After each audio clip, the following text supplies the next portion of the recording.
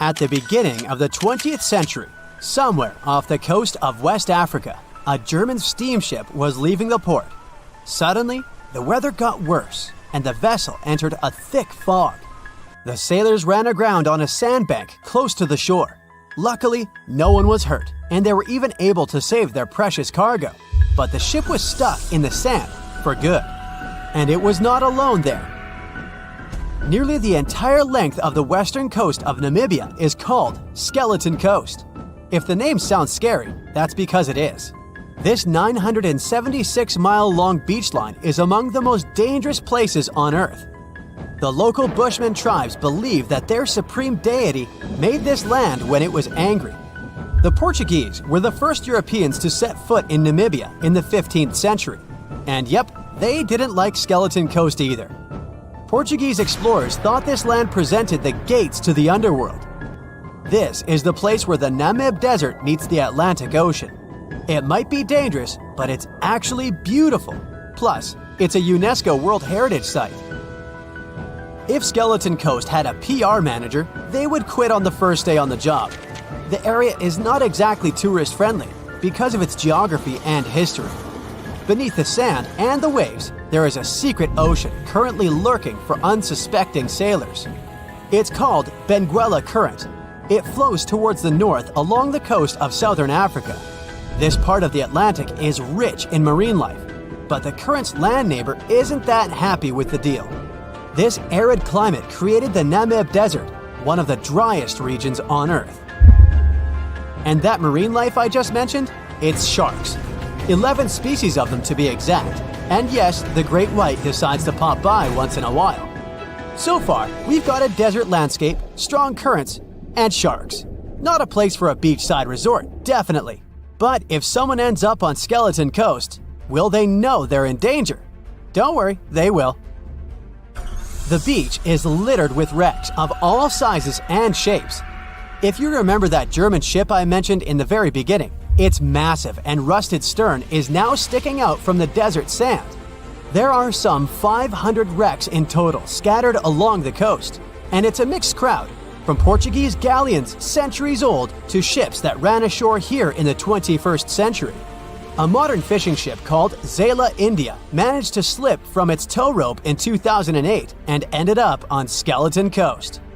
Okay, it didn't escape on its own, it had some help from the elements. But it's better to be a tourist attraction on a beach than to be broken up for scrap. That's where the trawler was originally going, poor thing. Skeleton Coast's most famous inhabitant, to call it such a place, is the wreck of the Dunedin Star. The British cargo liner ran aground here in 1942. The massive rescue operation that followed reveals why it's so dangerous for sailors to end up here. The rescuers managed to save all of the crew and passengers, but at a heavy price. An aircraft and a tugboat were lost in the process. It took the last of the rescuers a full 2 months to return home to Cape Town. Why, you might wonder? One look at the map of the region reveals the reason. It's an endless sea of yellow, which is the sand. There are so few roads here, so Skeleton Coast is hard to reach by land. There are also legal obstacles. You need a special permit to drive into the area. But the skeletons in the name of the area don't only refer to ships, they also stand for animal bones. Most of these belong to whales and seals. Many animals have adapted to the area, so lions and hyenas roam the coastline in search of a meal. Yeah, now there are hungry lions as well, as if those sharks weren't enough. Other animals with a temporary residence on Skeleton Coast include elephants, cheetahs, leopards, and giraffes. In 1971, the Namibian authorities established a national park here, but except for surfers, after an adrenaline rush, they don't get many visitors. You can understand why. The Namib Desert is the oldest desert in the world, and it's not very tourist-friendly either. Those who travel to the region should pack sunscreen and a warm winter jacket. A weird combo, right? Well, not so much when you think that during the day, temperatures soar over 110 degrees Fahrenheit. At night, the air temperature drops below freezing. What a climate roller coaster! And that's not the final danger. Yep, there's more. Remember how that German ship got lost in thick fog? Yeah, it wasn't a one-off event. Because of the region's climate, fog shows up frequently. Sailors should cover their ears now, but this fog is actually good for wildlife. This is their only source of water in the Namib Desert. Reptiles and mammals have adapted to the harsh climate. They use as little water as possible. Shifting sands, thick fog, strong currents, lions, and sharks. Not the stuff you would put in a tourist booklet, but Skeleton Coast isn't the only beach on Earth you wouldn't want to spend your vacation on. I will take you to Cape Tribulation in Australia. The area covers some 48 square miles in the northwestern part of the continent. And no, the area is not as dry as Skeleton Coast. It's part of the Daintree rainforest. You could say that here, it is the rainforest, not the desert that meets the ocean. The beach at Cape Tribulation is straight from a postcard. But looks can be deceiving. Australia? Probably sharks. No, crocodiles are out here to get you if you decide to go for a dip in the sea. There are saltwater crocodiles that the locals call salties. Well, that's a cute nickname for such a dangerous reptile. And it's not just them. The wildlife seems to have a beef with visitors. From October to June, the waters around Cape Tribulation are full of box jellyfish. Their venom affects the human cardiovascular system. When touched by a jellyfish out at sea, swimmers won't have enough time to reach land for help. Vinegar helps neutralize the sting, so you might want to keep a spare bottle in your luggage. Crocodiles and jellyfish sound dangerous, but there's one more animal you should look after. It's the wild boar. It might sound funny, but you won't laugh when you're being chased by one of these across the beach. 21 million wild boars live in Australia. They're mostly active at night, making it even more dangerous if they charge at you. The best defense is running in circles. Wild boars can't cut corners well. That's probably why we don't see many of them taking up careers as race drivers. Cape Tribulation has one last danger installed for you, and it's not an animal. Out here, even the trees are plotting against visitors.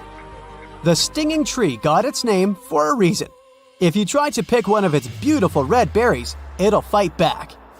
Its prickles are like tiny glass shards. The less than pleasant effect on your skin will last for a month. Then there is this wait-a-while bush. Who keeps naming them like this? This long vine has spikes that grab hold and just don't let go. They are so strong they can pull a human off a horse. You'll have to wait for someone to come by and save you from this thorny grabber. If you are about to cross this Australian beach from the vacation list, hold on for a second. Tourism is booming here. The local authorities have restricted access to all of the danger zones. Visitors go swimming in dreamy water holes that are surrounded by lush vegetation. There are even ropes to swing from. Now, that's a beach you can finally relax on. A ship is traveling across the Atlantic Ocean when a storm starts. At first, the situation doesn't seem to be very bad, but soon, people on board the ship realize that the storm is intensifying. Waves are huge, and nothing can save the ship. It's starting to sink. On board, there's only one lifeboat. Sadly, it can only hold one person. The captain is in a terrible situation. He needs to decide which passenger can be given a chance to survive.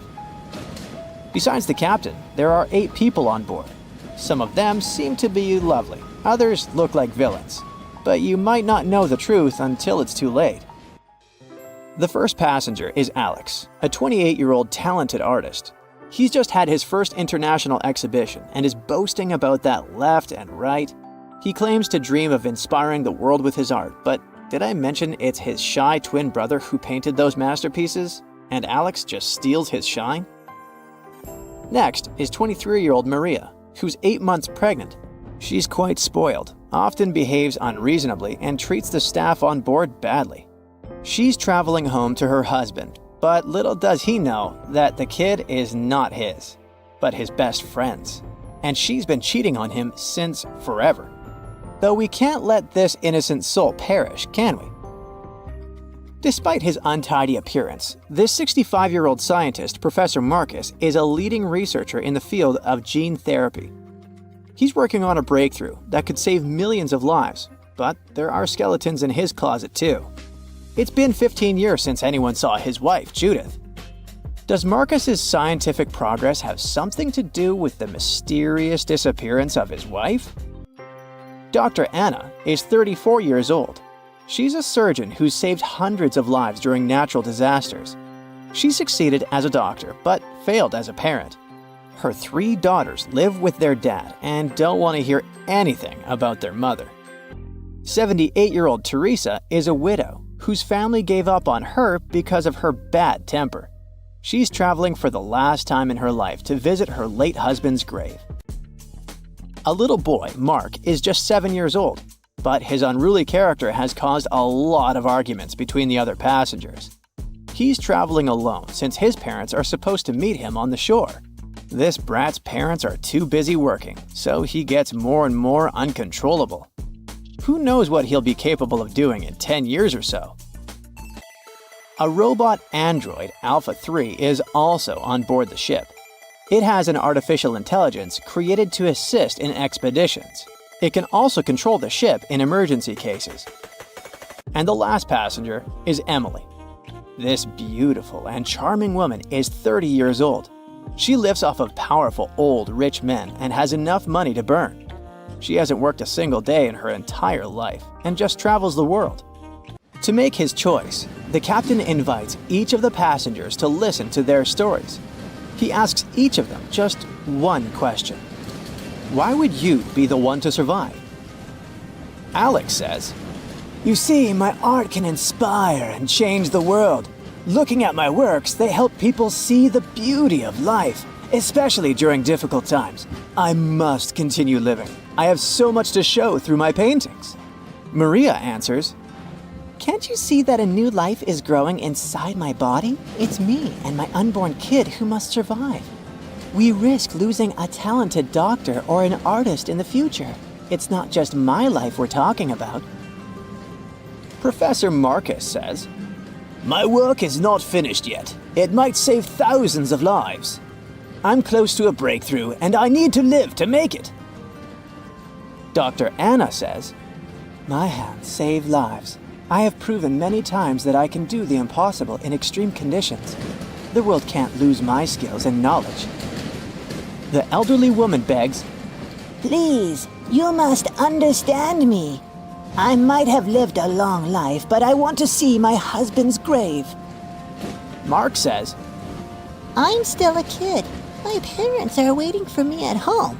I want to hug my mom and dad." Alpha 3 states that it was created to serve and help people. Its ability to analyze situations and make rational decisions in a crisis can be used to prevent future disasters. Emily admits, "Look at me. Doesn't every person have their unique value? I'm young and beautiful, and I have a lot of potential. Surely you see it." The captain is desperate. How can he, a mere mortal, decide who should live and who he should take this chance away from? After pacing his cabin and hitting the walls with his fists, he decides to estimate passengers' value and see how useful they are.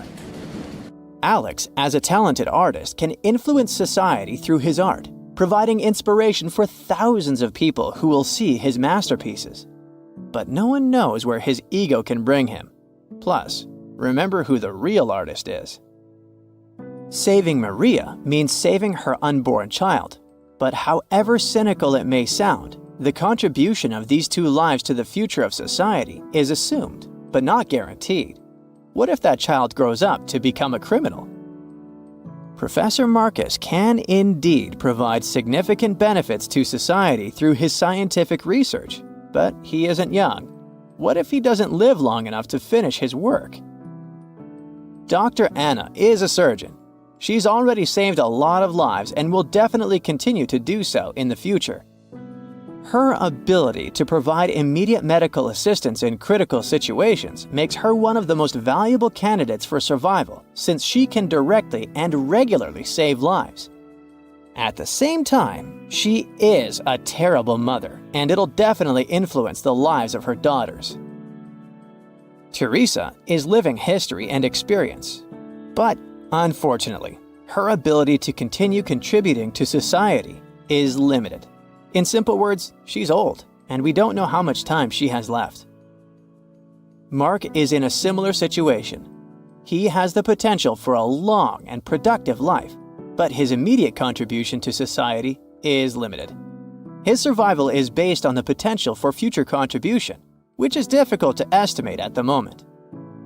Alpha 3 can provide valuable technical assistance and functional support, but as a robot, it does not add to human well-being directly. As for Emily, despite her beauty, her achievements are minimal. On the other hand, she's only dating wealthy and influential people, and thus has a lot of influence on society of her own. Now, from the perspective of how much profit each of the passengers can bring, saving Dr. Anna seems to be one of the most logical choices. Her knowledge and skills can save many lives in the future, which means the greatest good for the greatest number. But let's have a look at the captain's choice. In the end, after listening to all the passengers and pressed for time, the man decides to save Emily. Can you figure out why he's made such an unexpected choice? Write your answer in the comments below. You can also pause the video to think it over. Okay, I suppose you're ready for the answer to be revealed. You see, even though each passenger presented very compelling arguments for why they should be saved, the captain was particularly moved by Emily's charm and attractiveness. And even though there were more logical candidates in terms of utilitarianism and humanism, the captain succumbed to his personal feelings and preferences, which influenced his decision. This riddle illustrates that in real life, people often make choices based on their sympathies and preferences rather than logic or public benefit. This is because emotions and personal relationships can have a strong influence on our perception of situations and decision-making. Here's a real-life example. HR managers tend to choose candidates they like or share common interests with, and it doesn't matter that other candidates might have more suitable skills or experience. This phenomenon is known as the similarity effect. Now, I've got an important question for you. Which passenger would you save? Share your choice in the comments. But I'd like to remind you that there is no correct answer. They said it was the most technologically advanced ship. They said it was unsinkable. And when it sank, they made a movie about it. These were the main reasons why the Titanic disaster became world famous. But unfortunately, this is not the only large-scale shipwreck. And sadly, there have been cases much worse than the tragedy of the Titanic. One of them occurred on April 27, 1865. The Sultana steamboat carried passengers and cargo daily between St. Louis and New Orleans. It was a pretty large wooden boat with 3 decks and was 260 feet long and 70 feet wide, almost twice the size of a basketball court. The ship could carry about 350 passengers, but on that unfortunate day, more than 2,000 people were on it. On April 23rd, she was making a routine voyage from New Orleans when it broke down. Something was wrong with the boiler, so the vessel docked in Vicksburg for repairs. At the port, the ship's captain, James Cass Mason, found out about an excellent opportunity to earn a lot of money. All he needed to do was to transfer a large group of former prisoners to the north. The captain agreed to do it, but the problem was that the boiler required a lot of time to repair. Mason was afraid that his competitors would take the job, so he decided to sail despite the malfunction the ship had. He patched up the holes in the boiler instead of a big repair and invited all the ex-prisoners on board. So, there was a broken boiler, an excess number of passengers, a lack of lifeboats, and not the best river conditions. Also, the captain refused to send the ex-prisoners to the hold, so they were all with ordinary passengers. There were strong chances for a shipwreck, but the greedy desire to earn more money was stronger.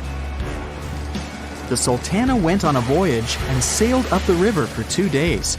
At this time, one of the biggest Mississippi floods in history began. The river overflowed its shores because of the flood, with the water level rising several feet. All the trees on the shore disappeared, and only the tops were sticking out of the water. The ship sailed opposite this powerful current, making the boiler work too hard. On the evening of April 26th, the Sultana arrived in Memphis, Tennessee, and they loaded even more, 120 tons of sugar and 200 passengers. She got incredibly heavy. Around midnight, the ship continued its dangerous journey. The captain sailed to barges to load a shipment of coal. At 1 a.m., the vessel left the barge. At 2 a.m., the broken boiler, unable to withstand the load, suddenly exploded. The Sultana was just 7 miles north of Memphis. Few people survived that day. The problem was that passengers trying to escape from the fire jumped into a cold river with a strong current. The Sultana disaster is considered the most tragic shipwreck in the history of the United States. The exact number of those who didn't survive is still unknown. According to various sources, this number was from 961 to 1,800 people. Don't be surprised that almost no one knows this story. There were many more survivors in the Titanic tragedy, and everybody heard about it. But the Sultana sank during one high-profile event. 12 days before the shipwreck, the country lost Abraham Lincoln.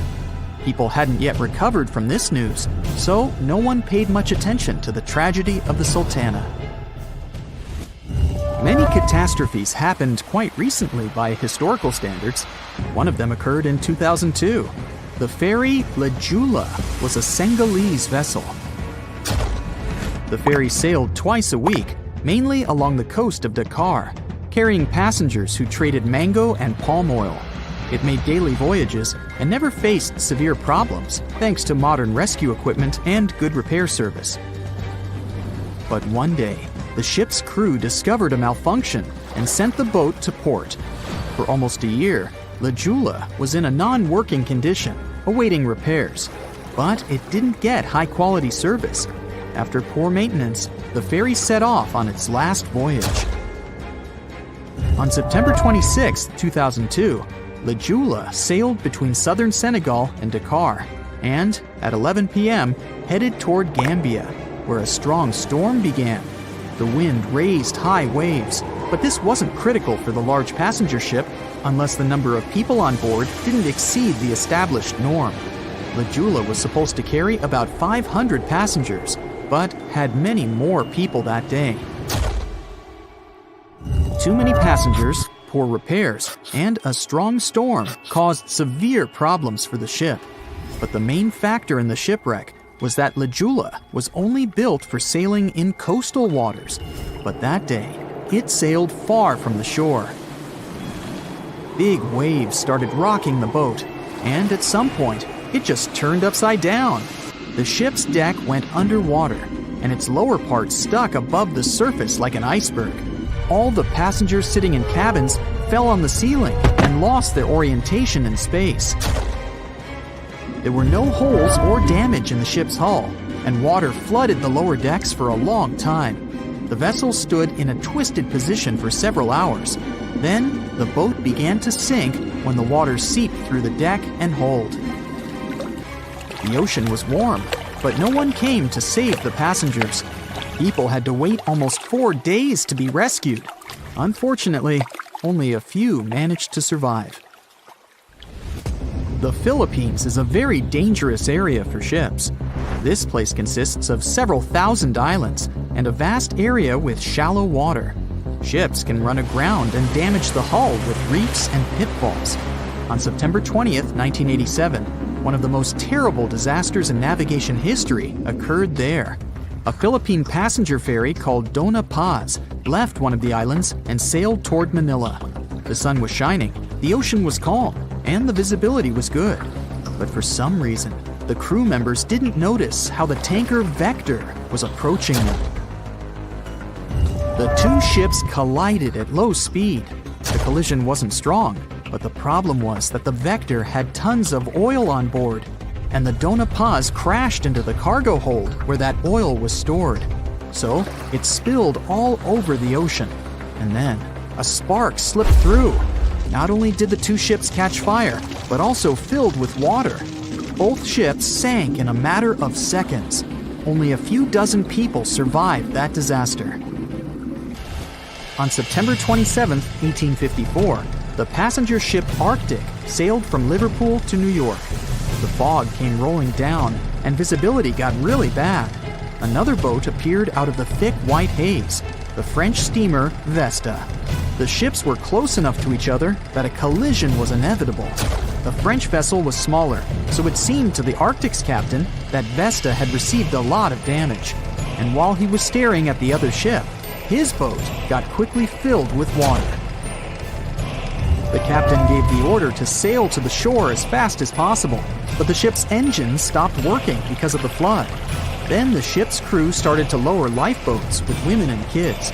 Still, when rescuers found lifeboats with people, it turned out that only 87 out of 400 people survived, 65 crew members and 22 passengers. Surprisingly, there were only grown men among them. The ship's captain survived by clinging to the wreckage. All newspapers wrote about this story as one of the most terrible and shameful tragedies in navigation history. Survivors were criticized because they didn't save women and kids, and the crew members were accused of violating the law, since the safety of passengers should be higher than the safety of sailors. But despite this, none of them were brought to responsibility. Unfortunately, shipwrecks still occur to this day, but fortunately, there are fewer of them than before, thanks to modern navigation systems and radar. But no technology can guarantee there won't be a super strong storm or any other emergency that no one can foresee. As an experienced sailor and the first man to ever sail non-stop on his own around North and South America, Matt Rutherford has seen a lot during his voyages. But what he saw in 2013 while sailing through the waters of the Atlantic with his colleague surely stands out. Some 800 miles off the coast of Bermuda, not far away from the famous Bermuda Triangle, they noticed a boat that seemed to be moving by itself. The sails weren't up and the motor wasn't running. The sailors decided to check if there was someone who needed their help aboard, so they moved closer to the mysterious ship. Once they got there, things only got weirder, as they realized there wasn't a living soul aboard. Rutherford started filming to document their discovery. The boat looked so awfully abandoned that they expected to find some pretty scary things in there. But it didn't stop Rutherford from searching the vessel.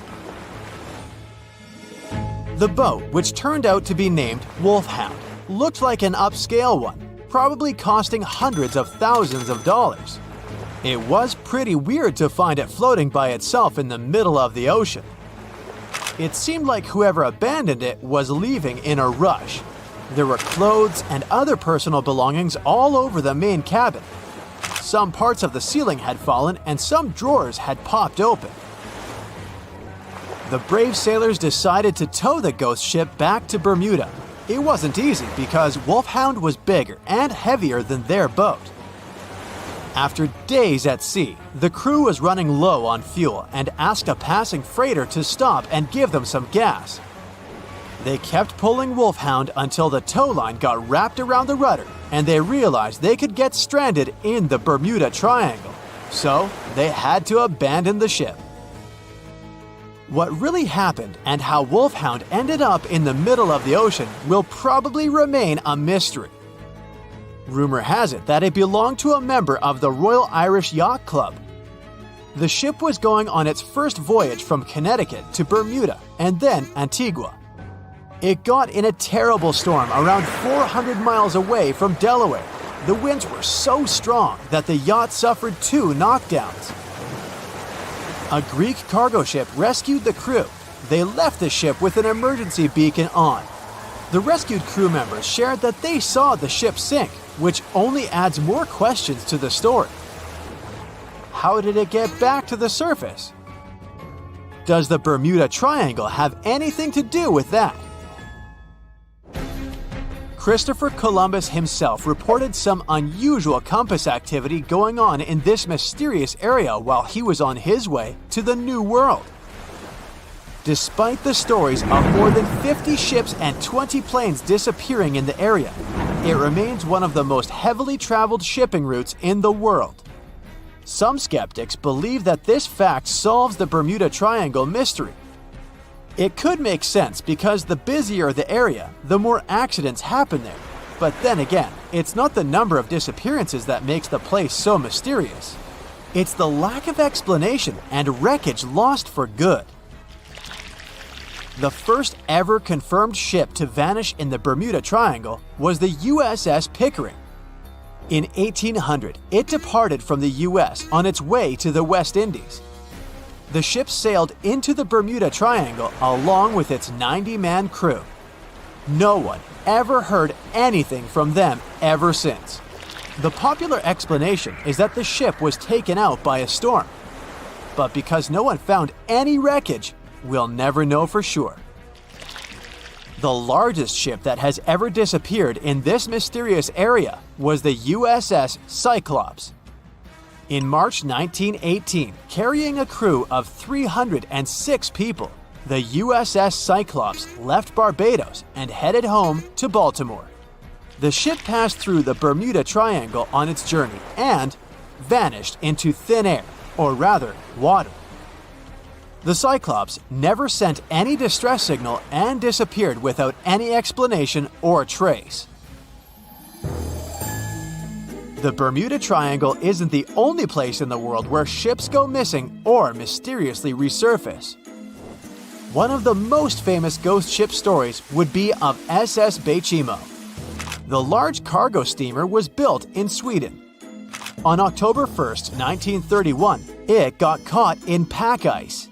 The crew decided to wait it out and managed to break free after a couple of days, only to get trapped again in less than a week. This time, they didn't manage to make it out. A rescue team went by air to save 22 of the crew members. 15 other members stayed in a wooden shelter they built not far away from the ship. Their plan was to wait out the winter and get back aboard. At the end of November, a strong blizzard was rushing through the area.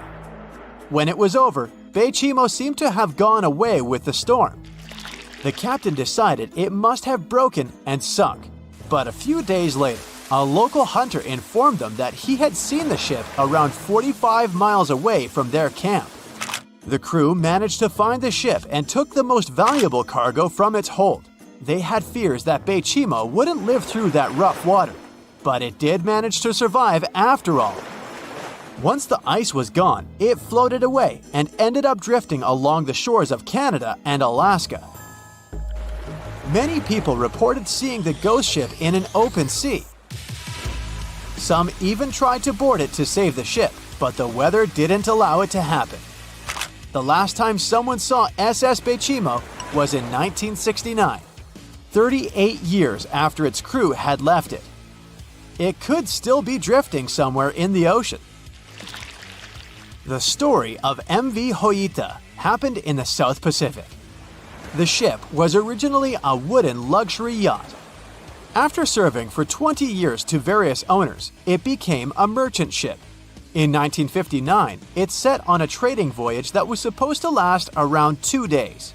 When it didn't reach its destination on time, no one was worried at first as things happen in the open waters. After another day, and no distress signals from the Hoita, it was obvious that something serious was going on with it. There were 25 people aboard, and their families wanted to find them. A search and rescue crew worked for 6 days looking for the ship, or at least its wreckage, in an area of nearly 100,000 square miles. That's 1.5 times as big as Florida. Sadly, the mission had come back with no results. It seemed like Hoita had disappeared without a trace. A month later, another merchant ship noticed Hoita drifting in the ocean, miles and miles away from its original route, and none of the crew members or passengers were on board. The cargo had also disappeared. The lifeboats were also gone, so the people must have escaped the ship hoping to save themselves. It turned out that the crew had been trying to get help as they tuned the radio to the International Distress Channel. But the damaged cable didn't let them send the signal any further than 2 miles. It also looked like when they were leaving the ship, the crew took the logbook with them, and we still don't know what exactly happened to Hoyita. Family members of those who were on board are still looking for answers. One professor claims it must have been a corroded pipe that leaked and flooded the vessel, but we'll most likely never know for sure. In the Pacific Ocean, near Japan, there is an area nicknamed the Devil's Sea. It's believed to be one of the 12 vile vortices around the Earth. Some people claim that vile vortices have weird things going on in them because the pull of the planet's electromagnetic waves is stronger there than anywhere else. The most famous ship that disappeared in the area was a fishery patrol vessel in 1952. The ship went there to investigate the vessels that went missing previously and disappeared along with 31 crew members. Scientists who don't believe it was a mysterious disappearance blame the underwater volcano eruption for what happened. Thick fog is rising over the ocean as the sun is slowly sinking towards the horizon. It's hard to see further away than a few dozen feet, but that's enough to notice a hulking, skeletal shape in the distance. As your ship approaches the figure, your heart beats faster, and then you make out the details of another vessel, abandoned by the looks of it. Ghost ships do exist, and their mysteries aren't always solved. Take MV Hoyita, for example. It was a wooden vessel built in 1931 as a luxury yacht. It had served well to various people over 20 years before it was bought by a Samoan sailor and became a merchant ship. In 1955, though, Hoyita's service came to an abrupt and mysterious end. On October 3rd, it set sail for another trading voyage that should have taken no more than 48 hours. Delays happen in the sea, so when Hoyita didn't arrive on October 5th as scheduled, there was little worry yet. But then it failed to come on the following day too. There was no distress signal or any other sign of Hoyita's presence anywhere between its departure and arrival points. A search and rescue party was dispatched to find the ship, and for 6 days, they were scouting the area of nearly 100,000 square miles. On October 12th, the mission returned to the base empty-handed. Hoyita vanished without a trace. It was only a month later that another merchant ship, Tuvalu, noticed the missing vessel far away from its route, drifting in the open sea and listing heavily. The sailors boarded the ship and found that all of its crew and passengers, 25 people total, were missing, along with all the cargo the vessel had been carrying. The radio was tuned to the International Distress Channel, meaning that the crew had been trying to ask for help, but they couldn't reach anyone because the radio cable had been damaged, limiting the range to 2 miles. The lifeboats were missing as well, indicating that people on board must have left the ship. Unfortunately, they seem to have taken the logbook with them, leaving the rescue team clueless as to what had happened. Even today, the mystery of MV Hoyita hasn't been solved yet. No one knows where the crew and passengers had gone and what had caused them to leave. SV Carol A. Deering wasn't a ghost ship in the usual sense of the word. There were no sightings of it in the open sea. Instead, it was found on the shore, but the circumstances of it running aground are a puzzle shrouded in mystery. Carol A. Deering was built in 1919 in Maine, and it was a large vessel made for commercial voyages. Unfortunately, despite its large cost of construction, it had only served for a year before its last trip. July 19, 1920. The ship was traveling from Puerto Rico to Rio de Janeiro via Newport News to deliver a cargo of coal. It was almost halfway to the final destination when the captain fell seriously ill, and the crew turned back to drop him and his son off and replace the captain. The voyage went without incident, but when it came to Barbados in December to resupply, there were strange moods among the crew. The first mate didn't seem to be happy with the new captain. No one paid much attention to it back then, when they probably should have. The last sighting of Carol A. Deering at sea was on January 28, 1921, when a lightship noticed it off the coast of North Carolina. There was some commotion on the quarterdeck of the ship, where the crew were normally not allowed. Then, another vessel sighted it, but there was already no one on the decks. On January 31st, the merchant ship was found hard aground in the Diamond Shoals, a site notorious for numerous shipwrecks that had been occupying there for centuries. When the search and rescue party boarded the ship, they found it abandoned, the log and personal belongings of the crew gone, along with the 2 lifeboats. There is still no answer to what happened on board of Carol A. Deering that January, although the most popular version was mutiny. Maybe we'll never find out the truth though. SS Bechimo is perhaps one of the most notable ghost ships in history. This large cargo steamer was built in 1914 in Sweden and plodded its way dutifully over 16 years, trading provisions for pelts with native tribes of Alaska and Canada. But then, on October 1st, 1931, Bechimo got caught in pack ice. At first, it seemed the crew would be able to wait it out and continue on their route because the ship broke free in a couple of days. But in less than a week, it became caught again, this time for good. In another week, a rescue party was sent to fetch 22 of the Bechimo's crew, while another 15 remained behind to wait through the winter if necessary and get the ship back. But a month later, after a powerful blizzard struck their camp, the sailors went out of their shelters only to find the ship gone. Luckily, a few days later, a native hunter told them Bechimo hadn't been lost yet. He'd seen it about 45 miles from where they had been stationed. They managed to track it down, but decided the ship wouldn't survive the winter. So they took the most valuable cargo from its hold and abandoned it. They were wrong though. SS Bechimo did survive that winter, and many more that followed. When the ice broke, it sailed away on its own, drifting listlessly along the shores of Canada and Alaska. There were numerous sightings of the ghost ship, sometimes adrift in the open sea, and at other times stuck in the pack ice again. People attempted to board and salvage it, but weather conditions or lack of equipment always prevented them. SS Bechimo was last sighted by native Alaskans in 1969, 38 years after its abandonment. What became of it later remains unknown. The story of SS Orang Medan is one of the most puzzling and harrowing ghost ship stories of the 20th century. No one even knows for sure if the ship even existed in the first place. It wasn't recorded in Lloyd's Shipping, the International Register of Ships, which makes it either a tall tale or a vessel that avoided being officially recognized for some shady reasons. In any case, the accounts as to what happened to the Medan vary. According to most reports, it was carrying some unknown cargo in the Indonesian waters when a distress call was received by another ship in the vicinity.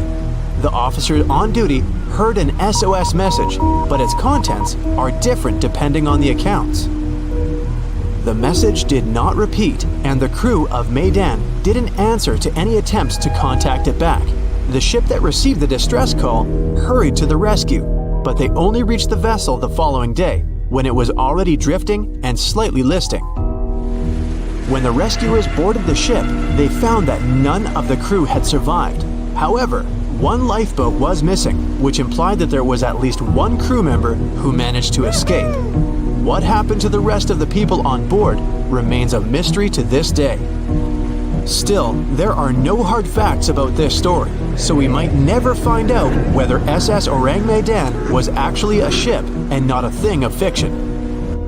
SV Zabrina was a 3-mast sailing barge built in 1873 for river trade ships in South America. She served for well over 4 decades, proving to be a sturdy and reliable ship. It was later transferred to Europe, where it continued serving its purpose well. But then, in October 1917, Zabrina set sail on a regular voyage only to be found ashore several days later. Mysteriously, although the ship was perfectly intact, the entire crew of 5 and the captain were gone. There is no direct evidence or hard facts as to what really happened that day. The most convincing theory is that the crew were washed away from the deck because of an underwater explosion. And then the ship sailed ahead without them. But the truth, as always, remains unknown.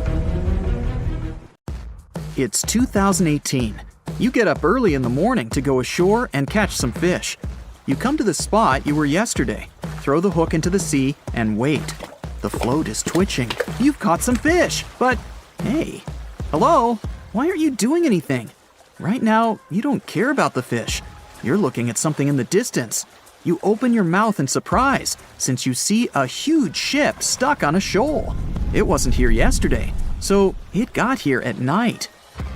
Okay, it'll probably sail away sooner or later. You fish for a few more hours. During this time, you observe the ship and notice no movement there. Is it empty? Boats and the Coastal Service are sailing from the shore to the vessel. You decide to check it out too. You get in your old boat and go there. The mist descends to the water, making the ship look creepy. The colossal vessel is rusty and empty. But where is the whole crew? And how did it get there? The Coast Guard comes on board. They search the hold, the cabins, and the upper deck. There's someone's stuff, some remnants of food supplies, notebooks, and clothes. Everything suggests the crew has disappeared for some reason. Fishers who noticed the vessel first didn't see anyone coming down from the board. No radio signals were sent to the port, and no one reported about the ship. It appeared here from nowhere. The only chance to get any information is to look at the number and name of the vessel. This is Sam Ratulangi, PB 1600. The Coast Guard checks the information, studies the data of all the country ships, and no way. One company built the boat in 2001 in Indonesia. People used it to transport heavy loads across the seas around Asia. The ship had been properly operating for 8 years. People were delivering industrial goods to different points in the region, but something went wrong. In 2009, Sam Ratulangi was sailing near the coast of Taiwan, and that's it. There were no further records about it. There were no reports in any port. Everyone thought it must have drowned, so no one had been looking for it for years. And then, 9 years later, it appears here, big and rusty, off the coast of Myanmar, without sailors, without fuel. An investigation starts. City services are trying to find out the names of all the sailors working on the ship and find clues that would lead to solving this mystery. They also hope the ship owner will appear soon. They find 2 tow ropes on board. This means that some other ship towed Sam Ratulangi to this place. Then they identify and find 13 crew members. These people say they wanted to reach the factory in Bangladesh to repair Sam Ratulangi. Another vessel helped tow the ship, but then 2 cables tore off, and a storm began. No one wanted to stay on board during such weather, so the crew members left it. No one knows what the ship has been doing for the last 9 years, and how it was possible without people on board. And here's another, much more mysterious ship story. On February 16, 2020, locals found a large cargo ship stuck on a rocky shore off the coast of an Irish village. The boat looked rusty, with holes in the hull and rotten parts. People hadn't seen this vessel the day before, so it appeared there at night. The last time people saw the Alta cargo ship was a few months earlier, thousands of miles off the coast of Ireland. That day, the Alta was sailing in the waters of the Atlantic Ocean. Another ship, the MS Protector, noticed it. MS Protector crew members tried to contact the ship, but received no response. The people on board realized that they were facing an empty vessel. And then, 5 months later, it appeared near the coast of Ireland. There are more questions than answers in this story, but we managed to find something out. In 2015, the Alta appeared and disappeared from the radar several times. Any ship has an internal tracking system, so people can track its route using satellites. But Alta crew members often disabled this system. Perhaps they were engaged in some illegal activity. Anyway, in 2017, the ship often sailed between the ports of Greek islands. Then, the tracking signal disappeared and appeared only 10 months later, off the coast of North Africa. During this time, the ship changed several flags. In September 2018, the Alta was southeast of Bermuda and headed for Haiti. Then, the crew started facing problems. First, the main engine failed right in the middle of the Atlantic Ocean. The ship began to drift. Several days passed, but the crew members weren't able to repair it. They began to run out of food and water supplies. The situation got even worse when they found out that a hurricane was approaching the place. Fortunately, they managed to contact the U.S. Coast Guard. A helicopter flew to the Alta on October 2nd to bring them some supplies. There was enough food for several days. Then, a rescue boat sailed to the ship. It evacuated all the sailors and delivered them to Puerto Rico before the hurricane. The Alta had to drift alone in the ocean. After a while, another ship approached the Alta to tow it to the shores of Guyana. But at this moment, everything went wrong. Someone stole the boat, disabled the tracking system, and sailed away in an unknown direction.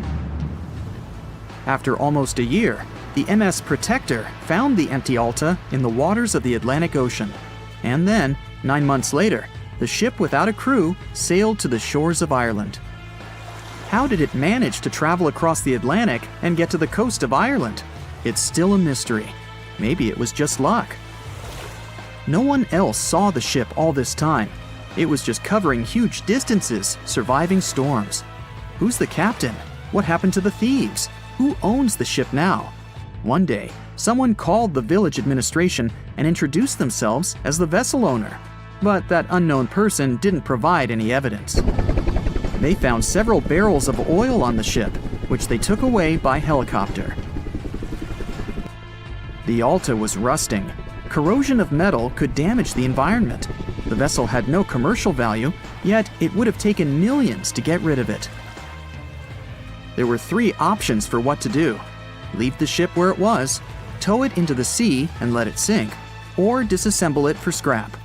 But nature had its own plans. Storms and strong waves split the hull into 2 parts. The Alta was drifting without a crew in the waters of the Atlantic Ocean for about 2 years. But this is nothing compared to a ship that was traveling for 38 years. The record belongs to the SS Bechimo. It was a merchant vessel owned by some trading company. In 1931, the ship found itself on the ice off the coast of Alaska. Its movement slowed down. A thick layer of ice blocked the ship, and a strong storm only made the situation worse. The blizzard was so intense that the crew members couldn't see anything but a white veil in front of their eyes. Sailing any further was impossible. The team had to wait for the storm to end. They waited for a day, 2, 3 days. A week had passed, but the snowstorm was only getting stronger.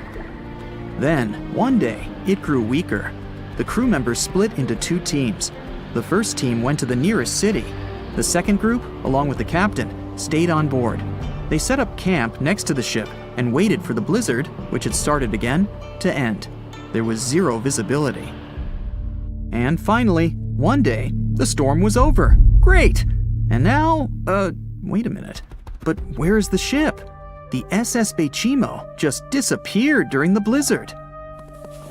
The captain was sure that the ship had sunk, so he left along with the crew.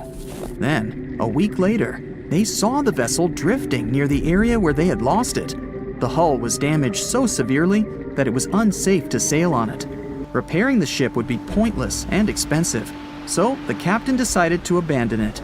He was sure that it would go underwater sooner or later, but it stayed afloat for the next few days, the next few months, and a few years. People had reported seeing it at various points along the coast of Alaska for 38 years. The last record of the SS Bechimo is dated 1969. Those who saw it claimed the ship was completely frozen, almost merged with the ice. Some people planned to start an expedition to find the ship, but all attempts were unsuccessful. The vessel is probably lying somewhere on the deep sea floor. It has recently become a popular location for many tourists looking for the perfect place to get away from it all. If you're lucky enough to catch a sunny day here, it's like no other, I can assure you. Chances are, you'll end up having loads of foggy days, but let's be honest, they have a special allure of their own. This enchanting smile-shaped island is called Sable Island. It's located 190 miles from mainland Nova Scotia. It wasn't accessible to the general public until 2013. That's when it was added to the list of National Parks of Canada. You can get here either by plane or by water. But what's so enchanting about this place anyway? There must be something since the yearly tourist count is growing every year. Firstly, there's a spectacular number of wild horses here. There are between 200 and 500 horses roaming free all over the island. There's also a large population of gray seals. The place is also the only breeding location of a rare bird species called the Ipswich sparrow. If you're already considering a trip here, there are some things you need to know first. Remember that fog I mentioned earlier? Well, it turns out that Sable Island is the foggiest place in the Canadian Maritimes. I'm talking about approximately 127 foggy days each year. During such days, Sable Island literally disappears underneath a thick layer of fog. You won't be able to explore the place on your own either. The local regulations state that visitors need to travel within a group, and they also need to keep a 197-foot distance from the wildlife they can encounter here. As charming as this place may be, it holds a dark secret hidden beneath the sandy dunes, and it has nothing to do with beautiful creatures living here or the island's unique vegetation. Apart from being known from its horses and seals, Sable Island is infamous for an overwhelming number of shipwrecks. Over the years, about 350 ships have ended their lives here, on these sandbars. When survivors described their experiences, they usually mentioned harsh weather conditions near this mysterious island. The island also made its way into literature when it was described in a book called The Perfect Storm, which was written by Sebastian Junger and published in 1997. The book was so successful that it was later adapted for the big screen in 2000, with George Clooney playing the leading role. The first recorded shipwreck near Sable Island dates back to 1583. The boat was named the HMS Delight and was under the command of British adventurer and explorer Sir Humphrey Gilbert. Only 17 people managed to survive the catastrophe by escaping in a small boat. Records mention that they spent 7 days at sea before reaching the shores of Newfoundland. In 1884, another vessel named the Nicosia struggled in the thick fog as well. The ship was completely destroyed, but fortunately, all 18 crew members managed to survive. The captain's son was almost lost at sea when a lifeboat capsized when he was climbing into it. He somehow managed to stay underneath the lifeboat, which was completely submerged. When this lifeboat righted, he eventually emerged from the water and was rescued for the second time. The years between 1947 and 1999 were relatively quiet on the island. In 1999, though, a yacht called the Merrimack ran aground near the shore of the island at about 2 a.m. on July 27th. The 40-foot fiberglass boat had a crew of only 3 people. Natural gas exploration workers, who were luckily not far away, rescued them. The crew managed to fly safely to Halifax the next day. The owner of the Merrimack tried to recover his boat by hiring local fishermen. Unfortunately, this operation was unsuccessful, since only the fittings of the yacht were eventually saved. It took no more than 6 weeks for the sand and waves to crush and completely break up the hull of the Merrimack. So what is it about this place that's so dangerous for boats? Does it have anything to do with the weather? Or maybe there's other forces at play? The explanation turns out to be a bit more complex, and it wasn't easy to figure out, at least not way back in the 1500s. First of all, the island is located close to one of the world's richest fishing grounds. Since it's also near one of the major shipping routes between Europe and North America, hundreds of vessels sail past it each year. The likelihood of shipwreck increases when there are so many boats roaming around the area. Sable Island is also in the way of most of the storms that move up the Atlantic coast of North America. It's no surprise that boats often get hurtled straight onto the shores of this island. The weather has a lot to do with it too. During the summer season, the warm air from the Gulf Stream creates a dense fog as it merges with the cool air by the Labrador Current that passes by the island. Other currents don't help the matter. Sable Island is next to the meeting point of 3 major ocean currents: the Gulf Stream, the Labrador Current, and the Belle Isle Current. Since the 1950s, radars and other modern navigation tools have been used on commercial vessels as well. Up until then, the sextant was the main instrument used to figure out a ship's location.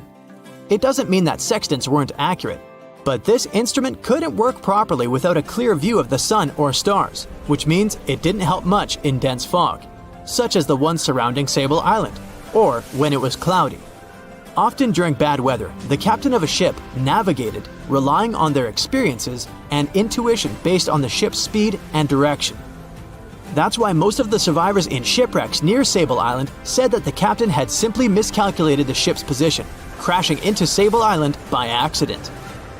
This dusty, sandy land is as unfriendly to ships as it is to trees. There's reportedly a single tree on the whole island, and it looks a lot more like a bush. It's actually a pine tree. And since the famous island horses don't see it as much of a food source, it somehow managed to survive. Reports say that the tree was planted back in the 1950s.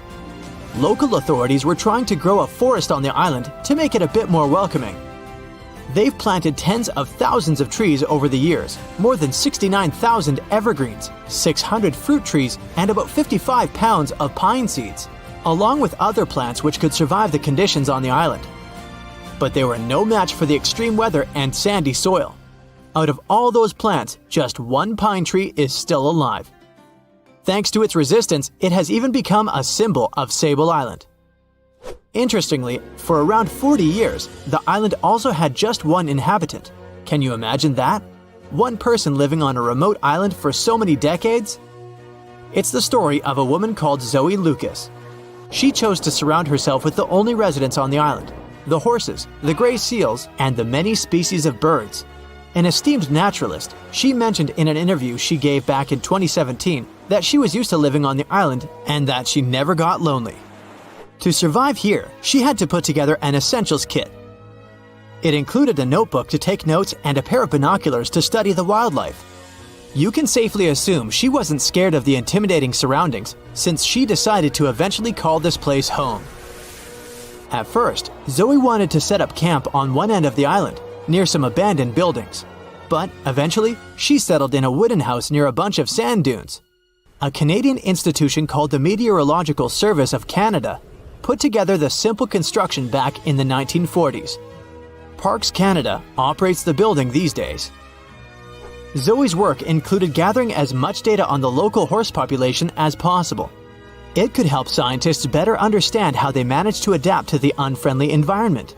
She also helped gather the debris that made it to the shore to help track pollution levels. Among all the rubbish that she collected, there was a refrigerator and a crate full of fresh peppers. Some other specialists eventually started working rotating shifts on Sable Island to offer the brave woman a little bit of company now and then. In 1945, 5 TBF Avenger aircraft took flight for a routine training exercise around the Bermuda Triangle. In the middle of the exercise, the planes were struck by intense rain and heavy winds, despite the clear weather forecast. The pilots became extremely disoriented and radioed the base to report that their navigational equipment had stopped working. The last thing the base heard was, "When the first plane drops below 10 gallons, we'll all go down together," and then static. The 5 planes and their 14 crew members were never seen or heard from again. On his very first voyage to the New World in 1492, Christopher Columbus sailed through the Bermuda Triangle. Columbus reported that one night when he was on the deck of the ship, he noticed a giant light appear in the distance, unlike anything he had ever seen before. Columbus looked at his compass for direction, and it gave off erratic readings. You might have noticed that the Bermuda Triangle doesn't appear on any world map. This is because official institutions refuse to acknowledge that the area actually exists. A popular theory suggests that rogue waves are responsible for the many disappearances. Rogue waves are called extreme storm waves by scientists. They occur when different weather patterns take place at the same time and cause large, unexpected waves. Witnesses say that the waves look like giant walls of water. These waves could explain why ships go down fast and without leaving any trace. The Bermuda Triangle is home to some pretty intense and unexpected weather. Storms build up quickly and unexpectedly, then disappear soon after. If you blink, you might miss it. This could explain why few distress signals are issued. Pilots and sailors never saw the weather coming. No one knows exactly how many ships and planes have disappeared in the Bermuda Triangle. The rough estimate is 50 ships and 20 planes. Most of the time, the disappearances had no explanation and no wreckage has ever been left behind. Another bizarre theory trying to solve the Bermuda Triangle mystery comes from Charlie Berlitz. He insists that the area is home to the lost city of Atlantis. The missing ships and planes and malfunctioning equipment, according to him, were all caused by rays of energy let out by the special energy crystals that power Atlantis. While this sounds silly, Berlitz's theory was convincing enough that over 20 million people bought his book worldwide. In the year 1800, a large sailing vessel called the USS Pickering departed from the U.S. on its way to the West Indies. The ship sailed into the Bermuda Triangle along with its 90-man crew and was never heard from again. The USS Pickering was the first ever confirmed ship to vanish in the Bermuda Triangle. It's believed that the ship was taken out by a storm, but because no wreckage was ever found, we'll never know for sure. When the TBF Avenger planes went missing, a massive search operation was conducted. Boats and planes searched the Bermuda Triangle for any signs of the aircraft. One of the boats searching was a PBM-5 Mariner airboat. The airboat took flight at 7:27 p.m. and called in a routine radio message 3 minutes later. Then, it was never heard from again. No trace was ever found of the rescue airboat or the 5 Avenger aircraft. An enormous investigation was launched into the disappearance of all these vehicles, but nothing was ever discovered.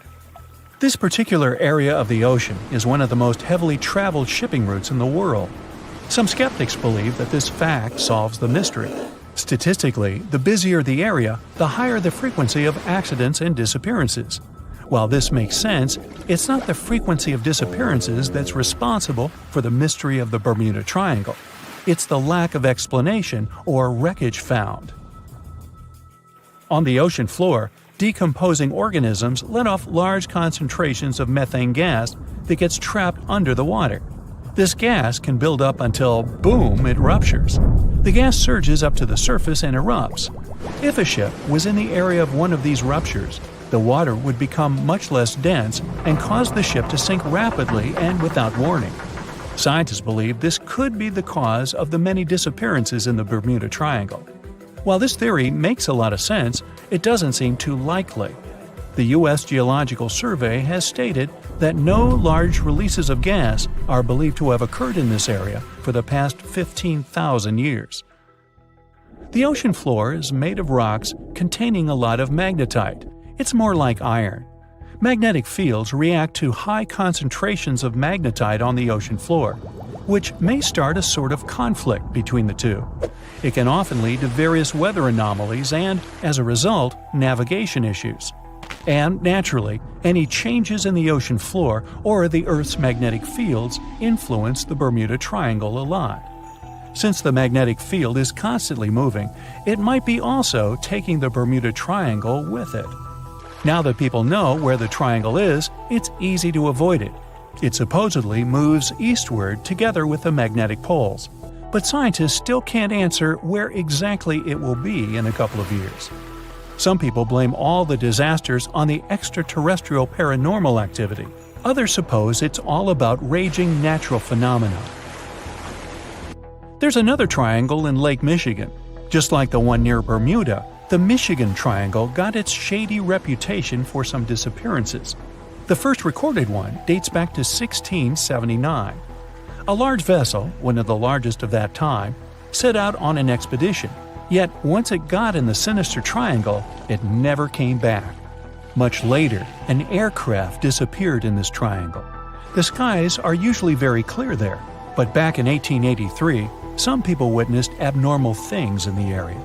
Some claim to have seen large blocks of ice falling from the skies, and the crew even managed to save one as hard proof. Meanwhile, the Pacific Ocean Mystery Area is another sinister triangle. Off the south coast of Japan, not far away from Tokyo, there's a sea where plenty of ships met their doom, disappearing without a trace in these waters. They call it the Devil's Triangle. Some scientists believe the cause of anomalies is the environmental changes. Also, there's a really high concentration of methane hydrates on the bottom of the ocean in the Pacific Triangle area. You're deviating from your original course and sailing in the wrong direction. There's the Caribbean Sea near the triangle, peppered with small islands. The seafloor here isn't deep. The ship can get in shallow waters. And now the ship is stuck on a shoal, and you have no idea where you are. If this were the 21st century, the ship's captain would be able to reach the shore using GPS and other modern navigation. But the most interesting thing is that the compass would work correctly this time, since the magnetic North Pole hasn't already coincided with the true one for a long time in the territory of the Bermuda Triangle. The agonic line is somewhere far away from here. There are no problems with navigation now, but for some reason, this is where ships disappear. In fact, not just here. Throughout the Atlantic Ocean, there are places where many more ships were gone. The Bermuda Triangle is not even in the top 10 of such places. One of the main reasons why many ships are lost here is that one of the most popular shipping routes in the Atlantic passes through the Bermuda Triangle. And the more ships in one place, the more shipwrecks. Simple probability. Then, it just starts getting weird. Other theories say that there's a space-time rift in this region. Ships and planes fall into this rift and end up in the past or the future. But for some reason, there's not a single proof of this myth. There's no reason to think that the rift is hidden somewhere here. The base of an extraterrestrial civilization is located in the Bermuda Triangle.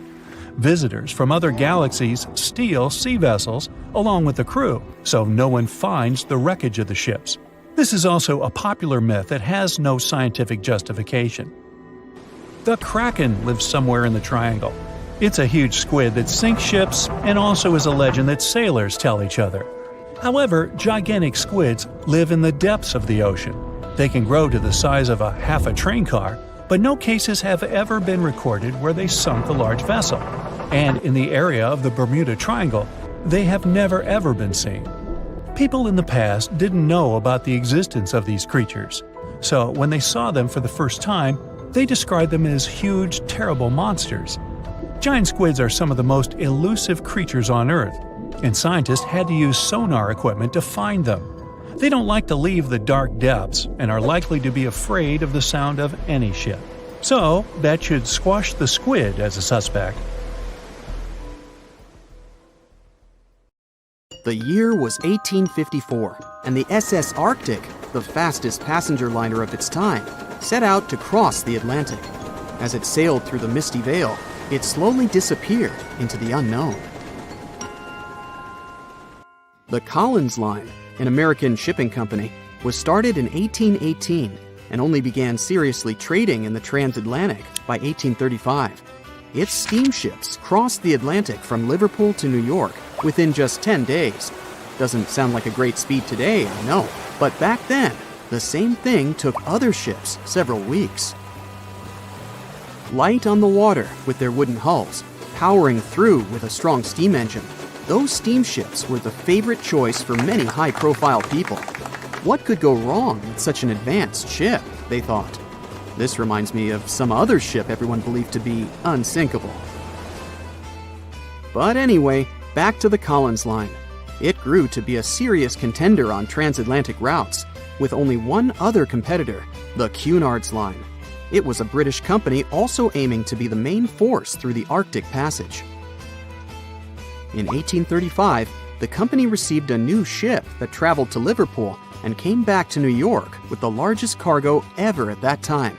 From then, the Collins Line was steadily growing. It seemed like there would only be future successes for it. Unfortunately, their lavish ships became costly to run with the amount of coal used. Massive power along with weak wooden hulls meant they needed many repairs after each voyage. So, every trip ended up being expensive. But since the ships were safe and had a great reputation, people were willing to pay the price, and the company was definitely not in crisis. They had achieved something no one had managed to do before them. Like I told you, their ships crossed the Atlantic in a whopping 10 days, and Edward Collins, the owner, was very determined to maintain the pace. Their 5 ships easily outran the Cunard's Line of only 3. With this great praise, it provided more attention. Though the Cunard's ships were slower with their iron hulls, they believed there was still profit, regardless of how slowly they sailed. Among Cullen's ships, the Arctic, the third of them to be launched, was the largest, reaching 284 feet long, with 2 side-lever steam engines, each with 1,000 horsepower. The paddle wheels made 16 revolutions a minute when at full speed. At the time of its launch, the press called it the most stupendous vessel ever constructed in the United States. But glamour and fame couldn't avoid what would come next. On the 27th of September, the Arctic was on its journey from Liverpool to New York, continuing a speed pace through the thick fog. It's possible that by that moment, after 4 years of record-breaking trips, the crew became overconfident with their sailing and the ship. Going only 50 miles from Newfoundland, they carelessly continued through the fog with no radio contact, sonar, or any other form of identifying objects, equipped only with Morse code.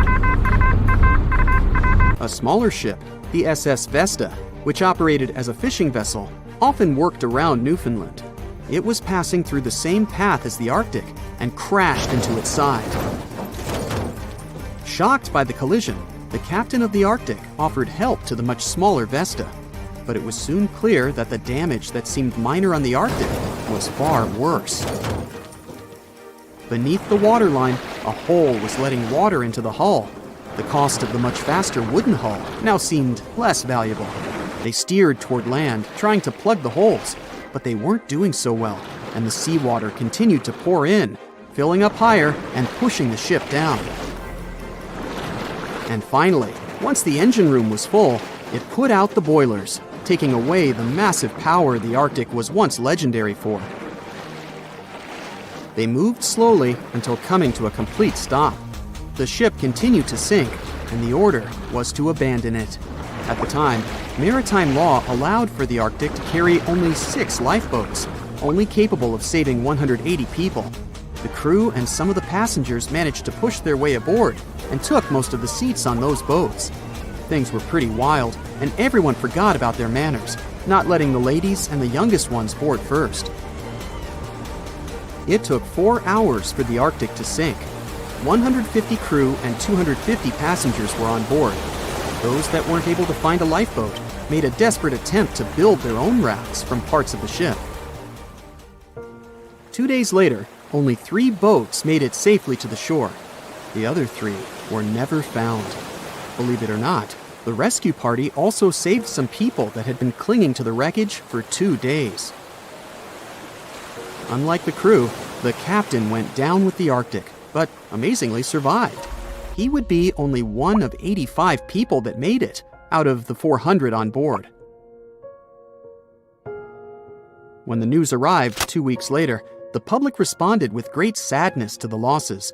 Great anger soon followed towards the poor safety measures in the crew. The press published demands to change the laws for more lifeboats. It only made sense to have enough for every person on board a ship.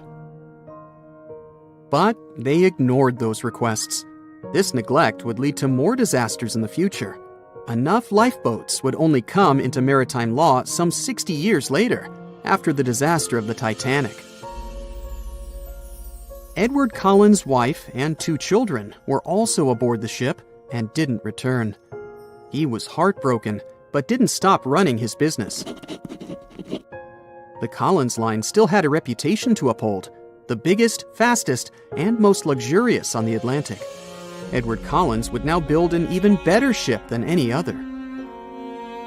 It was named the Adriatic, and it was the largest ship in the world, 354 feet long. With 2 alternating steam engines that had never been built of this size. These steam engines at the time were at the height of engineering, though today you can only see them in models and toys. With the new addition of 2 masts, the Adriatic would also be able to sail if needed. Luckily, they made some lessons from the disaster of the Arctic. But before their new ship, the Adriatic, was built, another disaster had occurred. The sister ship of the Arctic had also sunk. They believed this second ship was desperate to stay in front of the Cunard's line and hit an iceberg somewhere during the race. This weird contest took the lives of 141 people. The desperation of Collins and his weakly built hulls pushed the company towards bankruptcy in 1858. The newly built Adriatic, costing over $1 million, had only made one voyage in the end. And even that voyage was considered a disaster. The ship collided with a tugboat. It still managed to finish its maiden voyage at a suitable time. After the company had gone bankrupt, they had to sell the ship for only $50,000. They removed the great giant engines, replacing them with only sails. Although it was once the greatest ship on the high seas, it was only 30 years later until it was abandoned, labeled irreparable, and anchored in a river.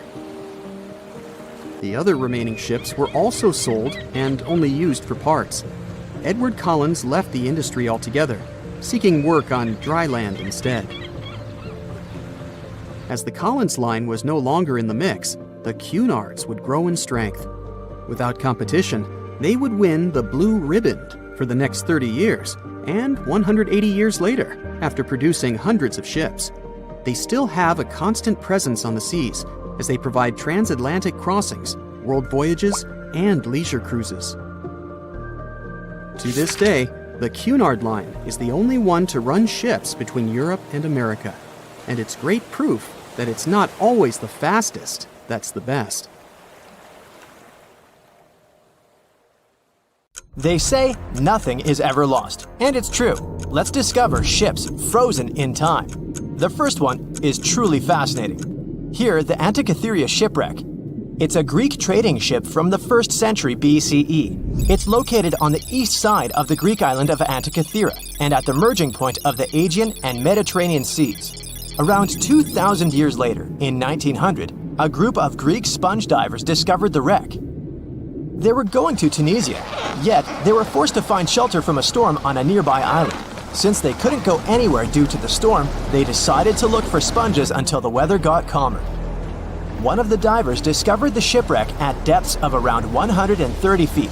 Imagine someone going for a sponge hunt, but getting out to the surface with archaeological treasures. The captain of the sponge boat talked to the Greek officials about what they had found. The officials sent 2 ships to the wreckage. The salvage operation was successful, and discoveries are now in Greece's National Archaeological Museum in Athens. The findings included 3 life-sized marble horses, jewelry, coins, and hundreds of works of art, including a 7-foot-tall Colossus statue of Hercules. Among these treasures, Antikythera ephebe, a bronze statue of a young man, caught more attention. Because the ephebe doesn't comply with any familiar iconographic model, and there are no known copies of his type, he held a spherical object in his hand. Scholars have different theories of who that person could be, but they are not in a consensus yet. More than 70 years later, Jacques-Yves Cousteau and his team went to the area and recovered hundreds more artifacts and the remains of 4 people. Interestingly, they discovered a complex set of interlocking gears, capable of predicting the movement of the sun, moon, and several planets.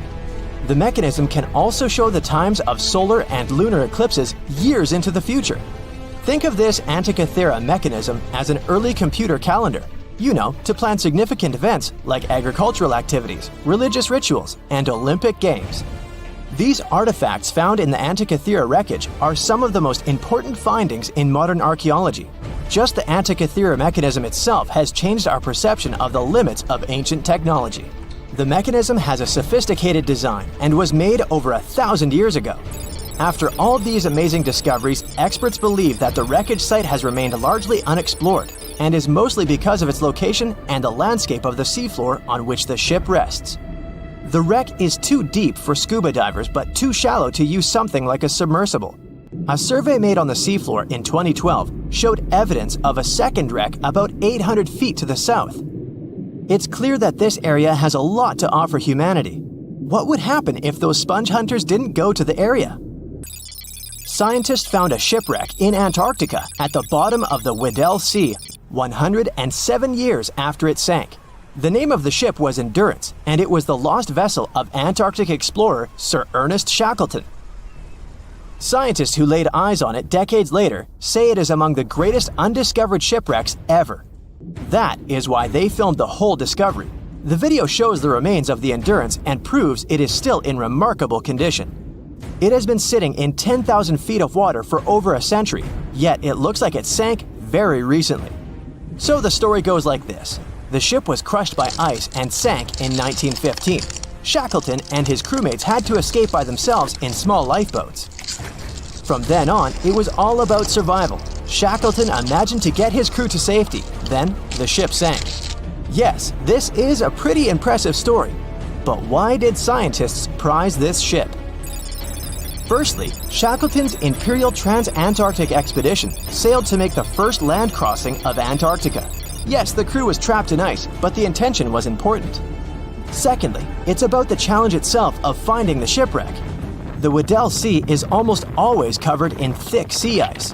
You know, the same ice that made the Endurance sink. Getting near the presumed sinking location is super hard, let alone being able to conduct research.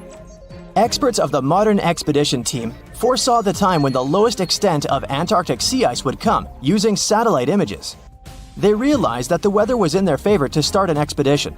Dr. John Shears said that they have successfully completed the world's most difficult shipwreck search, fighting against constantly shifting sea ice, blizzards, and temperatures decreasing to -0.4 degrees Fahrenheit. Yeesh, I can't imagine the worst conditions in Antarctica if these conditions are in their favor. Lastly, look at this. It's timbers. They're very much intact. Plus, you can read the ship's name. It's still visible. Marine archaeologist Menson Bound says that this is the finest wooden shipwreck he has ever discovered. He has 50 years of career experience, so I believe the guy. So how come the wood is not rotten? Dr. Michelle Taylor, a deep-sea polar biologist, said that there has been little wood deterioration because the wood-munching animals are not in this forest-free region of Antarctica. Workers of a coal mine in East Serbia discovered 3 shipwrecks that had been there for at least 1,300 years. The largest shipwreck is an ancient Roman fleet. It's around 50 feet long with a flat bottom. It's estimated that the ship could carry a crew of 30 to 35 people. Looking at its hull, you can see the marks of repairs. Wow, this one had a lengthy career. You know, it gives us insight into more than 1,000 years ago. The 2 smaller vessels, on the other hand, match descriptions of boats used by Slavic groups to attack the Roman frontier. These 2 have been discovered under mud and clay in an ancient riverbed. Apparently, in those times, there was a Roman base in a place called Viminacium City. Interestingly, Viminacium was a provincial capital with an estimated 40,000 inhabitants in the 4th century CE. For comparison, it was even larger than Pompeii. The Kostelach coal mine is a center of hidden gems. Archaeologists had found evidence of ancient human and animal activity here before. For instance, in 2012, experts found bones of at least 5 woolly mammoths, which went extinct about 10,000 years ago. Canadian archaeologists found a ship 150 years after it went missing in the Canadian Arctic waters. This merchant ship is called HMS Investigator. It was purchased in 1848 to search for the explorer Sir John Franklin's ship that got lost in the Northwest Passage expedition. So, HMS Investigator left Britain in 1850 for this rescue operation. The expedition crew, captained by Robert McClure, sailed the Investigator into the water. He realized that he was in the final leg of the Northwest Passage, the sea route across North America. But before he could sail into the Beaufort Sea, the 122-ton ship itself got stuck in the thick ice. The crew spent the winter over the Prince of Wales Strait. The following summer, McClure tried again to sail to the end of the passage, but the ice blocked his way once more. Here, too, the crew was forced to leave the ship. He steered the crew into the Bay of Mercy. There, they were to remain until 1853 when the crew of the HMS Resolute rescued them. Imagine a crew of 60 people who had to spend 3 winters in the Arctic without even knowing if they would survive. Later on, the ship was found sitting upright in about 36 feet of water. It was in very good condition.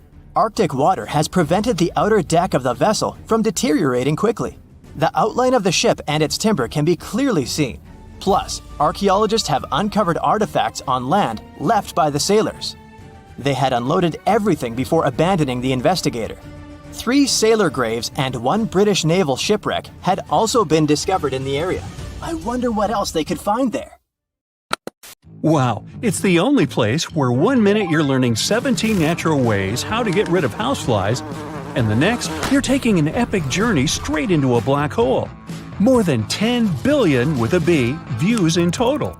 That's 47 billion minutes watched, or more than 70,000 years. That's all the way back to the Ice Age. No, I wasn't around then.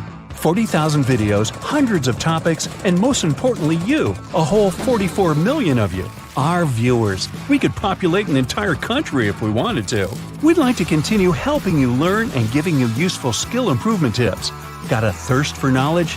We've prepared 4 masterclasses on creating a 2D character animation from scratch, 10 hours of video lessons, practical tasks using professional software, and additional materials that you can use with your own projects. Get the full course now and create your own animated masterpiece.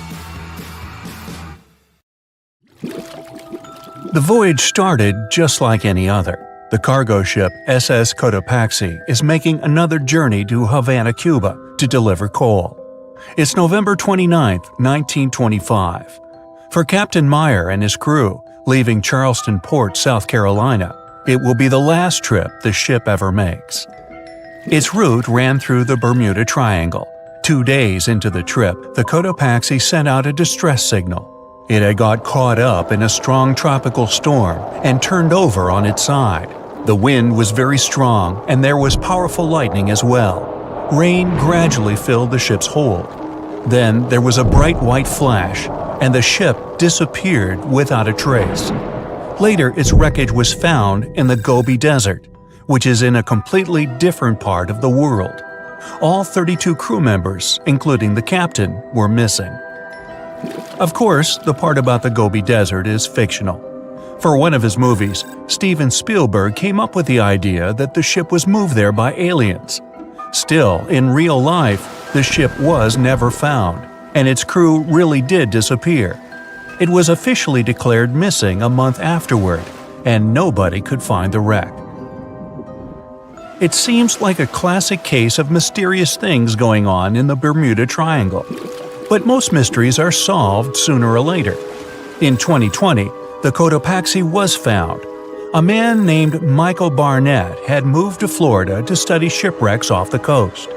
One wreck in particular really caught his attention.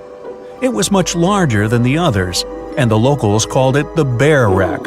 It was about 40 miles from St. Augustine in northern Florida, but no one had ever managed to identify the rusty hull.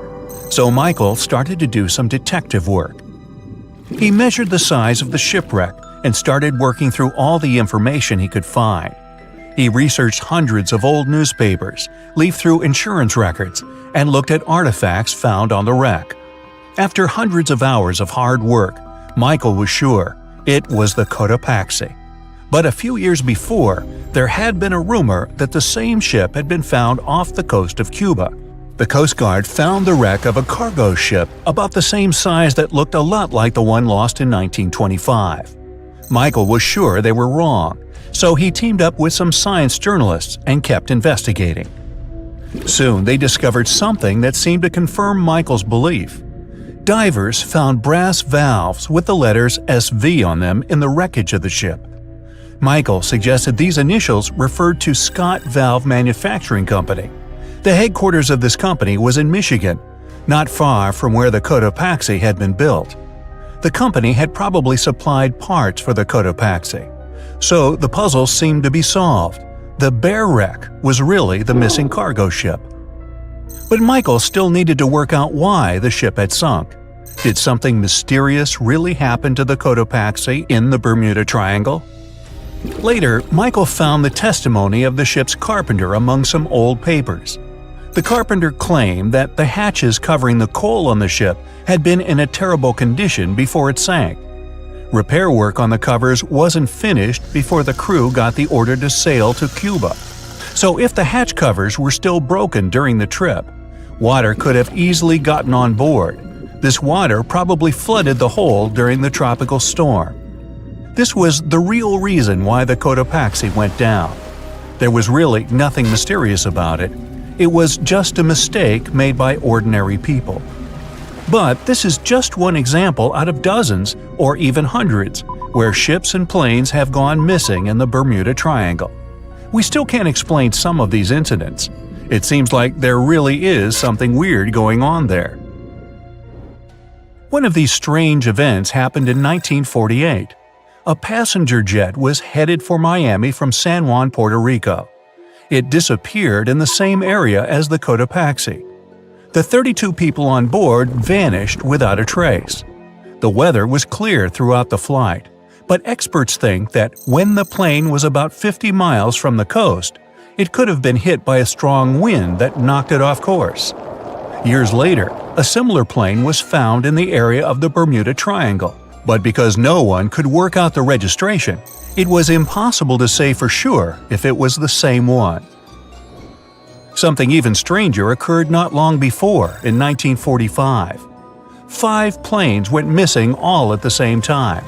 Some trainee pilots were practicing their navigation skills, but when they'd finished, it seems they couldn't find their way back home and disappeared. Many people assume they just ran out of fuel. This seems likely, but still, the circumstances were really strange. The trainees were being supervised by an experienced pilot who had 2,500 hours of flight time. He would never have let a group of newbie pilots get that far away from their base. Even now, people still debate what could have happened. Some insist the pilots ran into something supernatural out there in the Bermuda Triangle. But who knows? And here's another freaky thing that happened there which no expert has been able to explain: time travel.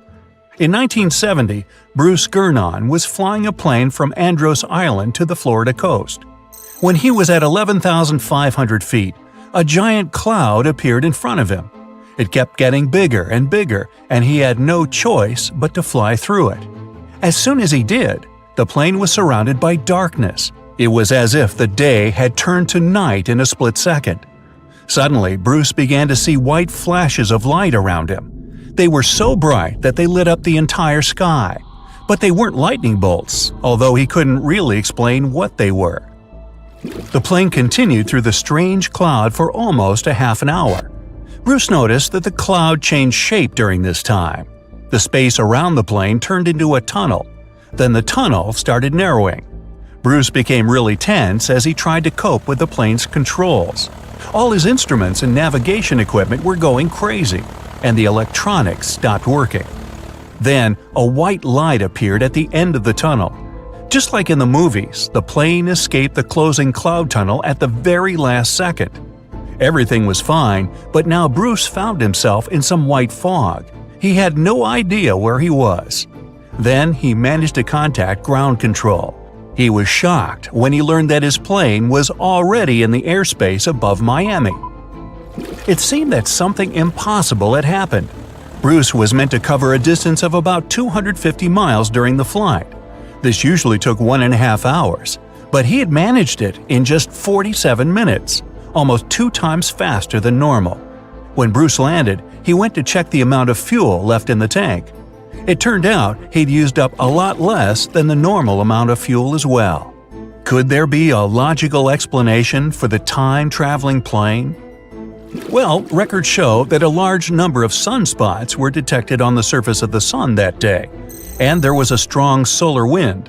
This could easily have made the electronics and devices on the plane go crazy. But what about the mysterious cloud? The Florida coast is a place where 2 large air currents meet. One has a high pressure and the other is a low pressure one. This causes a lot of storm clouds in the area. But people still debate how Bruce was able to cover the distance so quickly. Some people say that some kind of mysterious dark energy was involved. Others say it was a gravitational anomaly that curves space and time. Others think that Bruce is just a fraud. We still don't know the truth. So, is there really something supernatural about the Bermuda Triangle? Or is it all just coincidences and made-up stories? The truth is that no more planes and ships disappear in the Bermuda Triangle than anywhere else in the world. No matter what happens, don't stop. We almost got it. Two treasure seekers are digging frozen ground in a cornfield at night. It's raining hard, lightning is flashing, but these two guys keep working. And now the shovel hits something solid. No way! A treasure chest! They start digging faster and find a piece of a ship's engine. What the? Far from the seas and lakes, somewhere under the fields of Kansas City, they found a giant sunken ship. How is this possible? Now you'll see. Some people spend their lives searching for shipwrecks with treasures underground. One of them is explorer David Hawley.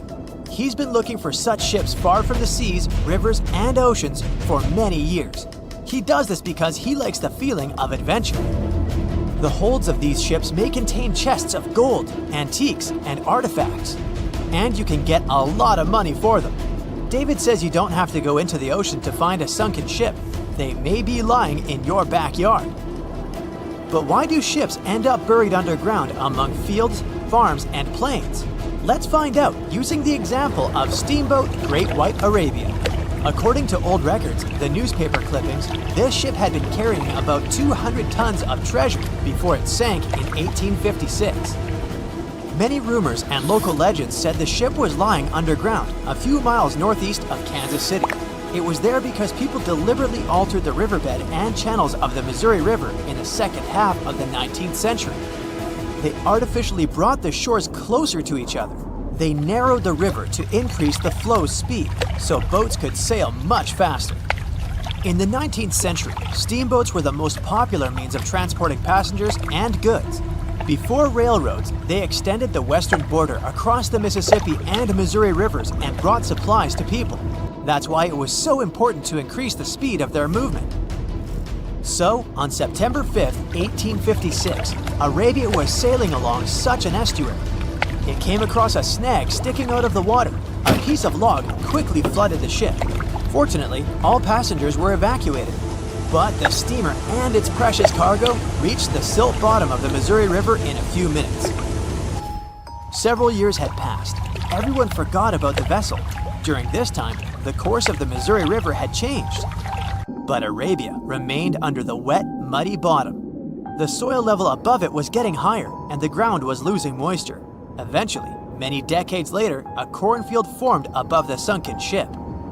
In the 1980s, one farmer owned this area, and he had no idea what was hidden in his territory. David Hawley carefully studied the history of the sunken ships of the USA. He knew that hundreds of steamers had gone underwater all over Missouri, but most of all, he was interested in Arabia, as there were rumors that it was filled with gold and other valuable things. The territory of cornfields in Kansas was vast, but David Hawley knew how to search properly. In 1987, he started working. First, together with his brother and father, they collected all the clippings from old newspapers they could find. They were looking not only for information about the steamer, but also for maps of the Missouri River. They tracked its historical changes, checked the dates, and identified a large area where the steamer sank. Next, they used electromagnetic testing and other geological stuff to study the soil and find the right place. They searched for differences in ground moisture and density.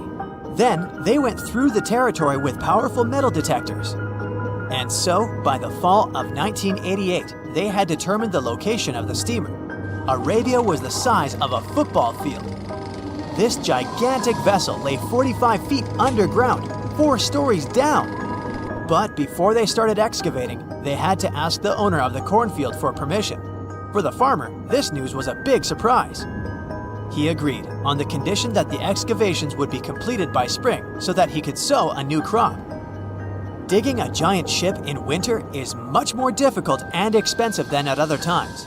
It includes additional equipment, electricity, and heating costs.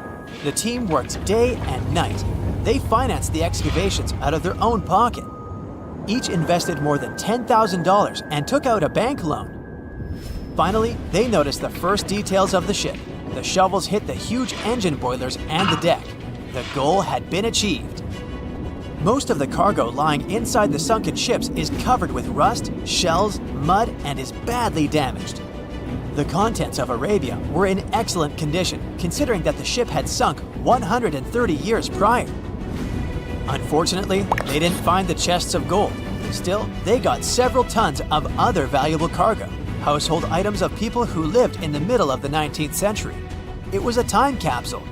The ship was carrying supplies for hundreds and thousands of people, and all these things were perfectly preserved. For example, they could clearly see the brand stamp Goodyear Rubber Company on one rubber shoe. The longer the excavations continued, the more things David and his team found. In the barrels, they found plates from the 19th century. They were intact and usable. Also, there were clean clothes, thousands of pairs of shoes, harpoons, frying pans, and umbrellas. The ship was carrying cargo to supply about 16 small towns. Yes, it's not gold, but such artifacts are also precious. The contents of the ship could be worth millions. However, the crew wasn't going to sell these things. They made a museum on the site of a former fruit market in Kansas City. If you go there, you will immediately feel like you're in a department store of the 19th century. There are thousands of items in good condition. Even the matches here are dry enough to light up. It took David many years to present the entire collection from the steamship. He values each of the items and doesn't want to sell them. Anyone can come here, pay for a ticket, and find themselves in the past. Who knows, maybe there's an old ship hidden in your backyard too. Geologists found an older vessel in the hot desert of Namibia in 2008. This ship sailed back in the days when pirates scared sailors on the seas, and now it's inside a dried-up lagoon. The ship sailed from Lisbon in 1533 and disappeared with the crew near a small diamond mining town. After almost 500 years, the hull had been badly damaged. Only the carcass of the ship remained, but the treasure hidden inside the vessel stayed intact. They carefully studied the boat for a long time, trying not to ruin anything. And then, 5 days later, they found a big old chest in the hold. Carefully opening it, they found gold coins there. Thus, the cost of the ship was estimated at about $10 million. The exact cause of the shipwreck is unknown, but experts believe the ship was destroyed by heavy cargo and bad weather. It went to the bottom of a lagoon that later became a desert. Some find an airplane in their backyard, others discover a ship, and one man found a passage to an ancient secret city in his house. This happened in Turkey in 1963. The owners of the building decided to make repairs. He went to his basement and knocked down the wall to turn this place into a living room. And so, behind one wall, he found a tunnel leading underground. The man thought it was some kind of a secret chamber. He went down there and realized it was something much more than that. It was an ancient city 18 floors deep. People built it in the years 780 to 1180 as a refuge from weather disasters and the invasion of enemies. This place also includes many underground tunnels that stretch for several miles in different directions. People could get to the town from different points using secret passages leading to these roads. The city can accommodate about 20,000 residents, livestock, and tons of food supplies. Archaeologists have also found a chapel, schools, stables, and public kitchens there. The moon shines brightly and illuminates the black water of the ocean. Thick fog descends on it in ominous silence. Then, it's suddenly broken by the creaking of wooden boards, followed by a rippling of the waves. Through the fog, you see the outline of an old, large ship. Its hull is rusty, and a strange cold is coming from it. But the most unsettling thing is that there's no one on the deck. The ship sails without a crew. No, this isn't a mythical Flying Dutchman, but a very real ghost ship. September 2nd, 2019. The British Royal Navy's ice patrol ship, called the HMS Protector, sails through the calm waters of the Atlantic Ocean. The time is 11 p.m. Some of the ship's crew are on deck, while others are sleeping in their cabins. The captain steers the ship and looks straight at the horizon. The sky is lit up by an orange twilight, and clouds float in the distance. Suddenly, against this beautiful landscape, one of the sailors notices the black silhouette of an unknown ship. The captain slows down and steers the ship a little closer to the mysterious vessel. This is an old cargo ship, 250 feet long. Attempts to contact the crew members lead to nothing. It seems the unknown boat is floating in the ocean by itself. There's no one on board, at least, no one alive. The deck of the ship creaks from rocking on the waves. The sun sinks below the horizon, and it gets dark. The ship looks terrifying. British sailors don't dare to climb on that strange deck. They take a photo, post it on the internet, and sail away. Many people on the internet will assume the sailors met a real ghost ship. 5 months later, we're in the village of Ballycotton in County Cork, Ireland. A local leaves the house early in the morning to go for a daily run. Music in his headphones, fresh cool air, and a scenic route are ideal conditions for a good workout. The jogger runs along the road on the coast of the Celtic Sea. There was a strong storm last night, and now the sea looks calm. The man runs along the top of a low cliff and notices a huge vessel. An old rusty cargo ship 250 feet long lies on the beach, right among the rocks. No people on board. It seems the ship has been here for ages, but the local is sure this vessel wasn't here yesterday. A little later, it turns out this is the same ship that the sailors from the HMS Protector saw 5 months ago, thousands of miles from this place. The cargo ship, called the Alta, was built in 1976. Nobody knows who used it all this time and for what purposes. It's only known that in 2017, the ship was purchased by a new owner and marked with the flag of Tanzania. It's important to say that almost all cargo ships are equipped with AIS, Automatic Identification System, which is needed to track ship movements in the ocean. Since 2015, something strange started happening with the Alta's AIS. The ship disappeared from the satellites, then reappeared again. Over the past few years, this ship had changed several names and flags. It's not surprising that its AIS shut off and turned on numerous times. It's said that some of those who disable AIS on their ships do so to hide outlaw activities. The ship's captain, whoever it was, clearly didn't want to show the Alta's movements. As AIS showed in 2017, the ship had sailed near Greek port cities. The Alta made 12 stops in 3 such cities in different parts of Greece. Then, the AIS signal disappeared, and 10 months later, the Alta reappeared near the northern coast of Africa, 1,200 miles from Greece. In September of 2018, the ship was sailing about 1,400 miles southeast of Bermuda, and at that time, the crew members started having problems. There were 10 people on board the Alta. On September 19th, the ship's engine failed right in the middle of the Atlantic Ocean. The nearest shore was very far away. The ship began to drift. As days passed, the crew couldn't fix the vessel.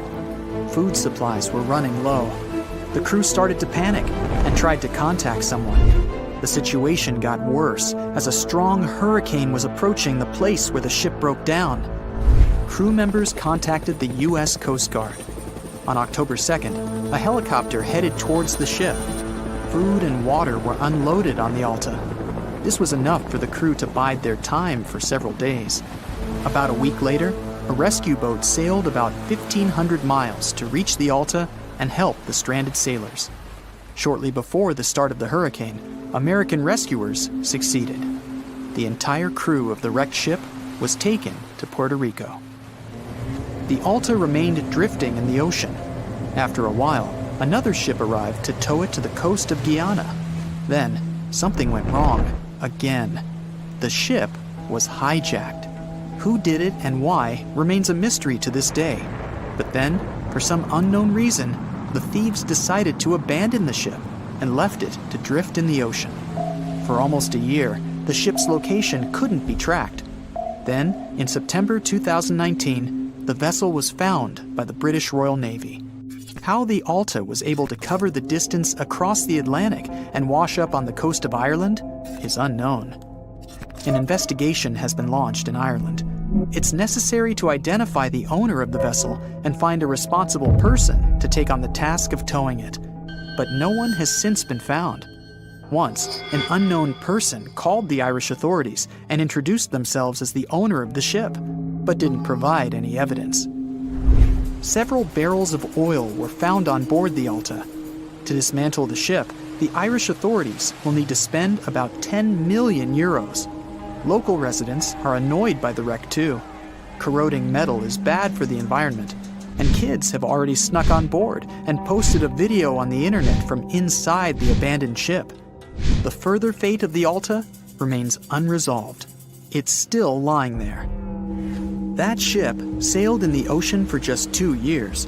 Now imagine if some other managed to drift for 38. In all that time, no one could catch this ship, and people still seek it.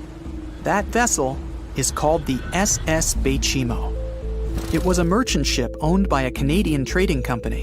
In 1931, the ship got stuck in ice off the coast of Alaska. A strong snowstorm began. The team waited a week for it to end, but the storm only intensified. One day, the weather improved a bit, and part of the team was evacuated to the nearest city. Another part of the crew, with the captain, set up camp near the ship. The storm started again and didn't stop for a long time. The blizzard was so heavy that the ship's captain couldn't see beyond his arm's reach. Finally, when the storm was over, the captain saw that the ship simply vanished. He decided the Bechimo sank during the storm. A week later, the ship was found, drifting near the place where it was lost. The hull of the ship was damaged so badly that it was unsafe to sail on it. The captain decided to abandon the ship. However, it didn't sink. For the next 38 years, it was drifting at various points along the Alaskan coast. Several times, people climbed on the ship, including native Alaskan residents and a group of researchers. Attempts to save the vessel from the sea ended in failure. The salvage operations were hampered by drifting ice and bad weather. The last time it was seen was in 1969. The ship was frozen and blocked by the ice. In 2006, the government created a special project to find the Bechimo. However, in all these years, the ship still hasn't been found. Its fate is unknown. It's likely that the ship has finally found peace and is now lying on the seabed of the Chukchi Sea. Strange things occur in the cold waters of Antarctica. One of these things happened to a ship called Jenny. It was a small schooner whose history began in 1822. The boat and its crew set sail and disappeared a year later. For 18 years, the ship was considered sunk. People forgot about it, but in 1840, the vessel reminded the world of itself. That year, the whaling ship Hope sailed through the Drake Channel in Antarctica. The crew members noticed a ship among icebergs. It was the schooner Jenny. It was floating slowly in the dark, with no signs of life.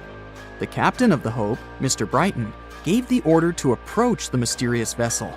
They thought it was some creepy ghost ship, but as they came closer, they noticed crew members on the deck. The sailors of the Hope called out to them, but received no answer. This time, it became clear that something terrible had happened to the Jenny. When Brighton boarded, he realized that the Jenny crew members weren't missing. They were here. Frozen people stood like statues. Brighton went down to the lower deck and found the captain. He was sitting frozen at the table, holding a pen. Brighton looked at the logbook. The last record was made on May 4th, 1823.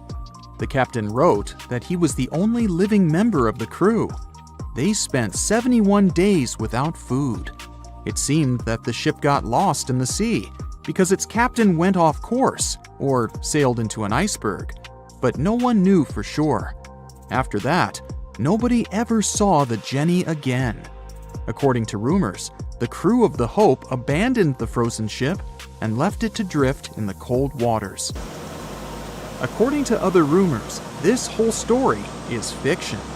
The The story of the Jenny was described in a German magazine in the middle of the 19th century. Still, there was no further evidence of the ship's existence. Already in our time, Cambridge University decided to explore the case of the Jenny. The researchers discovered that one of the crew members of the Hope, who didn't disclose his name, told someone the legend of the frozen ship. Someone shared the story with another guy, and it was published in a German magazine called Globus. And that's all. There was no other evidence. One of the most famous ghost ships was the Mary Celeste, and there's no doubt about its existence. The history of this vessel was documented in court. People wrote about it in newspapers, but the most exciting thing is that the ship continued to be used even after 10 people disappeared from its deck. The history of the Mary Celeste began in Canada in 1861. When it was first built, the ship was called the Amazon. It changed captains several times, and it also hit some rocks. The boat was sold, bought, then sold again, repaired, and sailed under the name Mary Celeste.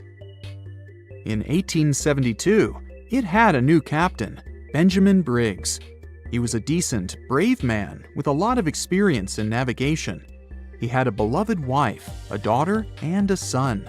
When he went on his last voyage, he took his wife and daughter with him, and his son stayed in America. In November of 1872, the Mary Celeste sailed from the port in New York with 10 people on board and disappeared. 8 days later, another ship, the Dei Gratia, also left New York and followed the same route.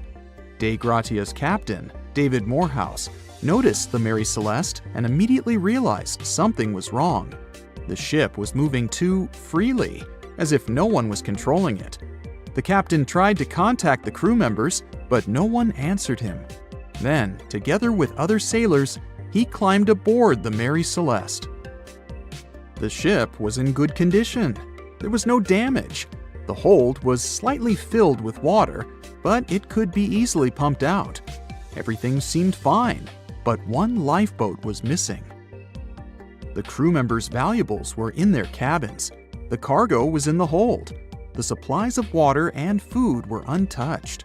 Judging by the records in the logbook, the ship was caught in a storm, but it was not too strong. Other ships also sailed through this storm, but nothing bad happened to them. The last record was dated November 25th, and it claimed that everything was fine. The sails of the Mary Celeste were slightly damaged, but perhaps it happened after the crew had disappeared. The whole ship was in excellent condition, but what made the people leave it?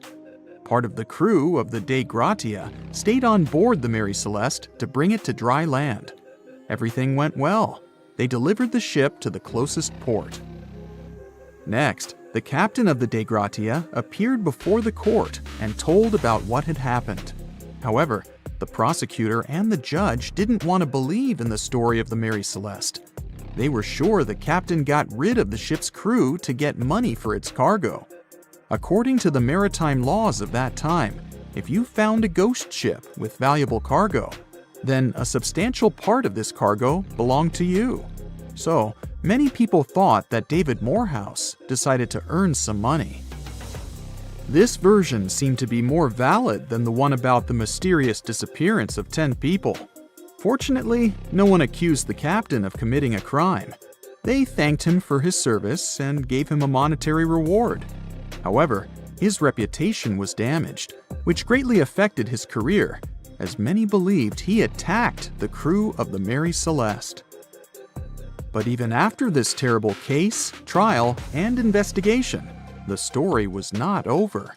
The Mary Celeste was still an expensive and efficient vessel. It sailed several times, but then one captain crashed it into the reefs to get insurance. The court revealed this deception and accused the captain of intentional property damage. The story of the Mary Celeste became famous all over the world. People began to build their theories, realistic and not. Someone believed the ship had sailed through the Bermuda Triangle, but this version was quickly refuted, as the route of the Mary Celeste passed thousands of miles away from the Bermuda region. Did the Kraken or another giant monster attack the ship? Nope. Since the boat was found in almost perfect condition, there were no signs of a struggle. One of the most popular versions was that the crew of the Mary Celeste stole some valuable cargo and sailed to Spain on the rescue boat. However, those who knew Captain Benjamin Briggs said he was a good, honest man.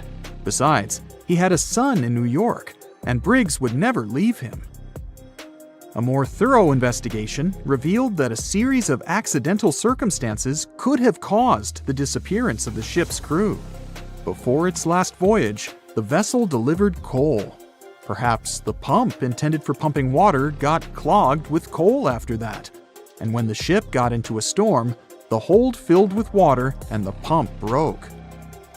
The captain couldn't understand the amount of water because numerous barrels in the cargo hold blocked the view. Benjamin Briggs assumed it was dangerous to stay on the ship during a storm, so he evacuated with the passengers on a lifeboat.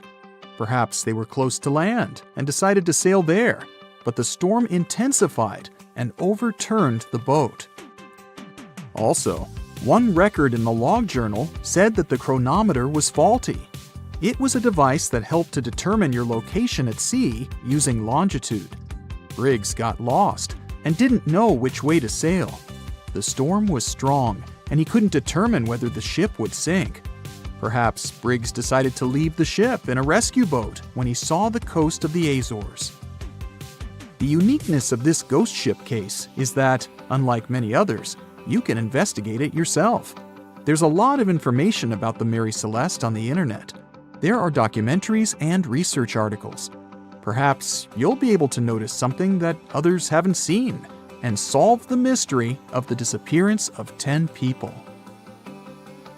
Far out in the open sea on a perfectly calm day, a dot appears on the horizon. It grows in size as it gets closer, and soon you can see it's a ship. But when you look at it through the spyglass, chills go down your spine. The vessel is in perfect condition and its cargo is on board, but it's completely devoid of people, drifting listlessly along the current. That was what the captain of the Ellen Austin saw in 1881, and what brought his crew so many sorrows. In December of the previous year, the Ellen Austin, a big 210-foot-long ship, left the port of Liverpool to make its trip to New York. The ship was carrying a load of people hoping to find a better life in the New World. Captain A.J. Griffin took the vessel due southwest for a shorter voyage, and a few weeks into 1881, they found themselves north of the Sargasso Sea, known for its lack of winds and strong circling currents.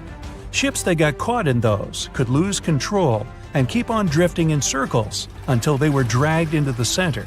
From there, they'd be incredibly lucky to get back past the currents, but more often than not, they stayed in the desolate desert of the sea forever. Worse still, the area belonged to the notorious Bermuda Triangle, which was already known to take down ships and make them disappear without a trace.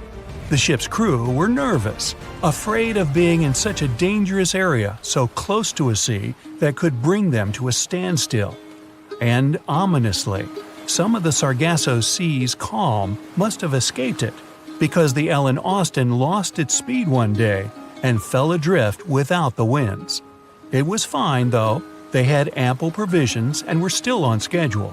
Captain Griffin was walking around his ship, giving orders in a voice full of calm authority, and both his crew and passengers trusted him completely. But then, the lookout shouted from above that a ship was in sight. And indeed, when the captain looked in the direction the man was pointing, he saw a small schooner moving slowly into view and towards the Ellen Austin. As it came closer, it became apparent that the way the strange vessel moved wasn't right. The captain frowned and examined it through his spyglass. The schooner was untouched, but eerily silent. There wasn't a single soul on board. Derelict ships weren't that rare in the Atlantic at the time, but neither were pirates. Captain Griffin decided to wait and watch. After 2 days, The schooner was as quiet as always, and Captain finally thought it was fine to move in. He took a small team of sailors and boarded the stranded ship. There was nobody there indeed, but luck seemed to be on Griffin's side. The precious cargo of mahogany wood was still in the holds. The captain returned to the Ellen Austin and ordered his select men to take the smaller ship along to New York. The crew's spirits arose with the prospect of riches awaiting them upon arrival. When the winds blew strong again, the Ellen Austin continued its voyage, with the unnamed vessel tagging along. But after a couple of days, the ships were caught in a powerful storm and got separated. The wind, rain, and waves beat them for several days in a row. When the weather finally cleared, Captain Griffin ordered to find the schooner. They searched for another day until they finally found it adrift, way off the course. Griffin hailed his men on board the smaller ship, but no one answered. A party of sailors went to investigate and returned with their faces white with fear. The whole prize crew went missing in the storm. The captain wasn't one to lose such a valuable find, though, and ordered another team to take control of the schooner. Reluctantly, the sailors obeyed, and the two ships continued their voyage. They agreed to stay as close as possible to one another and ring their bells at set intervals at night to let each other know they were fine. Several nights went all right, with bells ringing reassuringly every hour. But one day, a thick blanket of fog fell on the sea and almost completely blocked their vision. The ships went on regardless and started sounding their bells earlier. When night came, the fog was still there, but the bells were the sound of life. Until they stopped. Captain Griffin rang the bell once, then twice. No answer. The crew lit the fires and looked out into the sea intently, but the fog hadn't lifted, and they couldn't see a thing in the swirling abyss beyond the ship's board. Nobody could sleep that night, and they waited in silence until the break of dawn. The first rays of sun made the fog slowly disperse, and the whole crew went to the edge of the deck with heavy hearts. There was still hope in them, until the last strands of the mist went away, revealing a vast, calm, and most importantly, empty ocean. The nameless schooner was gone, and so was the second team of the Ellen Austin sailors. The ship sailed the rest of the way to New York in grave silence. Once it arrived at the port, the passengers were only too happy to leave the vessel, and no one so much as turned their head as a goodbye. That was the ship's last voyage as the Ellen Austin. That same year, it was sold to a German shipping company and renamed Meta. No one ever found the derelict schooner or the sailors that went missing with it. And that would probably be the end of this mysterious and unresolved story, if it held at least a little bit of the truth. In reality, none of the enigmatic things in the narrative actually happened. The Ellen Austin did indeed leave Liverpool and headed southwest to New York, and its captain was really A.J. Griffin, taking people to the American continent. But from here, the story falls apart. First of all, the ship went way too far to the north to pass the Sargasso Sea so closely. There was simply no reason to make a detour so broad. Even though the westerly winds were strong, it was still faster to take them head-on than to go in a southerly direction. So the Ellen Austin was probably nowhere near the Sargasso Sea and the Bermuda Triangle. Secondly, the triangle itself has been proven time and again to be nothing but a work of fiction. In fact, it gained popularity in the middle of the 20th century, while nobody even thought of drawing a triangle in the Bermuda area before that. The mystery was popularized by science fiction writers and became a common myth, while no serious research proved it any more dangerous than other parts of the world's ocean. So the crew of the Ellen Austin weren't even aware of the Bermuda Triangle back then, let alone afraid of it. Thirdly, the whole story was told and retold by magazines and mystery-loving personalities with ever-changing details. It first appeared in a newspaper in 1906 and already had the date wrong. The article said the voyage took place in 1891 instead of 1881. Later, the story resurfaced in 1935 on the radio with the wrong name of the captain. It was Baker, not Griffin. The date was also off, saying the trip was taken in August 1881, when the Ellen Austin was already renamed Meta. The legend grew upon with other strange details, such as the ship's route from London to Newfoundland, which was never the case. But the final debunking came from the archives of Lloyd's of London, the marine insurance market that keeps all logs of trade and emigration ship routes. The documents there say that on February 1881, the Ellen Austin completed its cross-Atlantic voyage to New York without incident. Captain A.J. Griffin off-boarded the ship with all his crew hale and hearty and declared no loss of hands during the trip. The voyage took over 2 months because the ship had to fight strong westerly winds pushing it back towards Britain. The crew reported no strange encounters on the way, and the whole thing was as boring as could be. And even the passengers must have been smiling when they stepped on the American soil at last, unaware of the phony baloney story they were about to be a part of. So in 2017, over 25 million people boarded cruise ships all over the world. Now, if you're keeping count, that's more than the total population of Greece. It's become America's favorite choice when it comes to going on vacation. It's easy to see why hopping aboard a cruise ship becomes more popular each year. Heading out on a cruise is also coming back in style with newer generations. 2/3 of Gen Y and millennials say that cruising is their new preferred type of vacation. How's that? Well, let's see. It's easy to plan in advance. On board, you can find activities for all family members, and you get a chance to visit several different destinations in one trip. An added bonus of booking a cruise? You can sample various places for a future time off. The entertainment on board is often top-notch, providing passengers with an added taste of luxury. And the amenities and accommodations are generally very reliable. Not to mention that it gives tourists that feeling of actually getting away from everything that people strive for while out of the office. Royal Caribbean International is one of the largest cruise lines in the world, with just over 19% of the cruise market as of 2018. Its current fleet is divided into many different classes of ships, including the Voyager class, Radiance, and Quantum. The latest addition to the Royal Caribbean International's impressive fleet was built in 2018.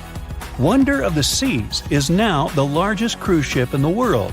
Since this spectacular liner has just had her maiden voyage in March 2022, let's look at some of the incredible perks it has to offer its passengers. For starters, the boat is so big that it had to be split into neighborhoods. Well, it figures since Wonder of the Seas can accommodate almost 7,000 passengers. Fond of New York? Well, no worries. Wonder of the Seas has a central park of its own, with an estimated 10,000 plants to check out. The ship's central park is a feature of all Oasis-class ships, being one of the so-called neighborhoods. Let's look at some other areas, shall we? Like this boardwalk, a place that includes an arcade, a candy store, and a sports bar. It's best suited for long walks. There's a pool and sports zone on Wonder of the Sea. These areas feature the ship's numerous pools and hot tubs. There are many activities to check out on the sports court. Then there's the Royal Promenade, or Promenade if you prefer. That's the main road on Wonder of the Seas, with bars, lounges, and places to grab a cup of coffee, or a luxurious latte. The entertainment neighborhood is the focal point for leisure activities on the ship. Here, guests can find a comedy club, an ice skating rink, and even a theater. The spa and fitness area is a tranquil zone with a huge array of treatments available. The fitness center is free of charge, by the way, so there's no excuse for guests to skip a leg day. An extra 8th zone was added to Wonder of the Seas. It's called the Suite Neighborhood. This is an exclusive area designed for guests staying in the suites. Oh, now I get it. It's located at the top of the ship. Guests here have designated staff members called Royal Genies. Yeah, if you rub a lamp in your suite, they appear. Nah, not really. The genies are similar to butlers. They can cater to just a few cabins. Of course, the cruise line wants to divert other guests from asking these crew members various questions and taking their time. That's why the genies don't wear name tags in public areas. As for its itinerary, Wonder of the Seas was initially supposed to be home-ported in China, but Royal Caribbean decided to move the liner to the United States. In March 2022, the ship started its journey with 7-night Eastern and Western Caribbean itineraries. In May 2022, Wonder of the Seas is scheduled for a trip to Europe, with Western Mediterranean cruises from Barcelona and Rome planned for its guests. Passengers will also be able to visit Palma de Mallorca, Spain, and Capri, Italy.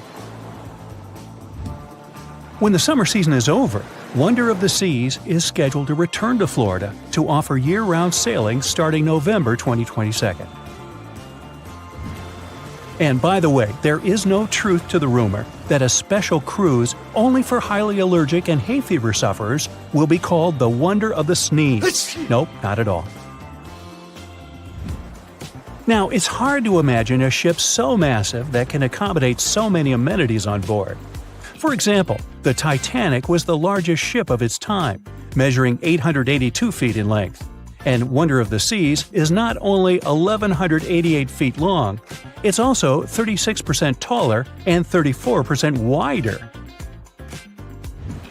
Speaking of lifeboats, which I am about to, Titanic had a mere 20 lifeboats on board, which was tragically not enough to fit all the passengers after the ship hit the iceberg.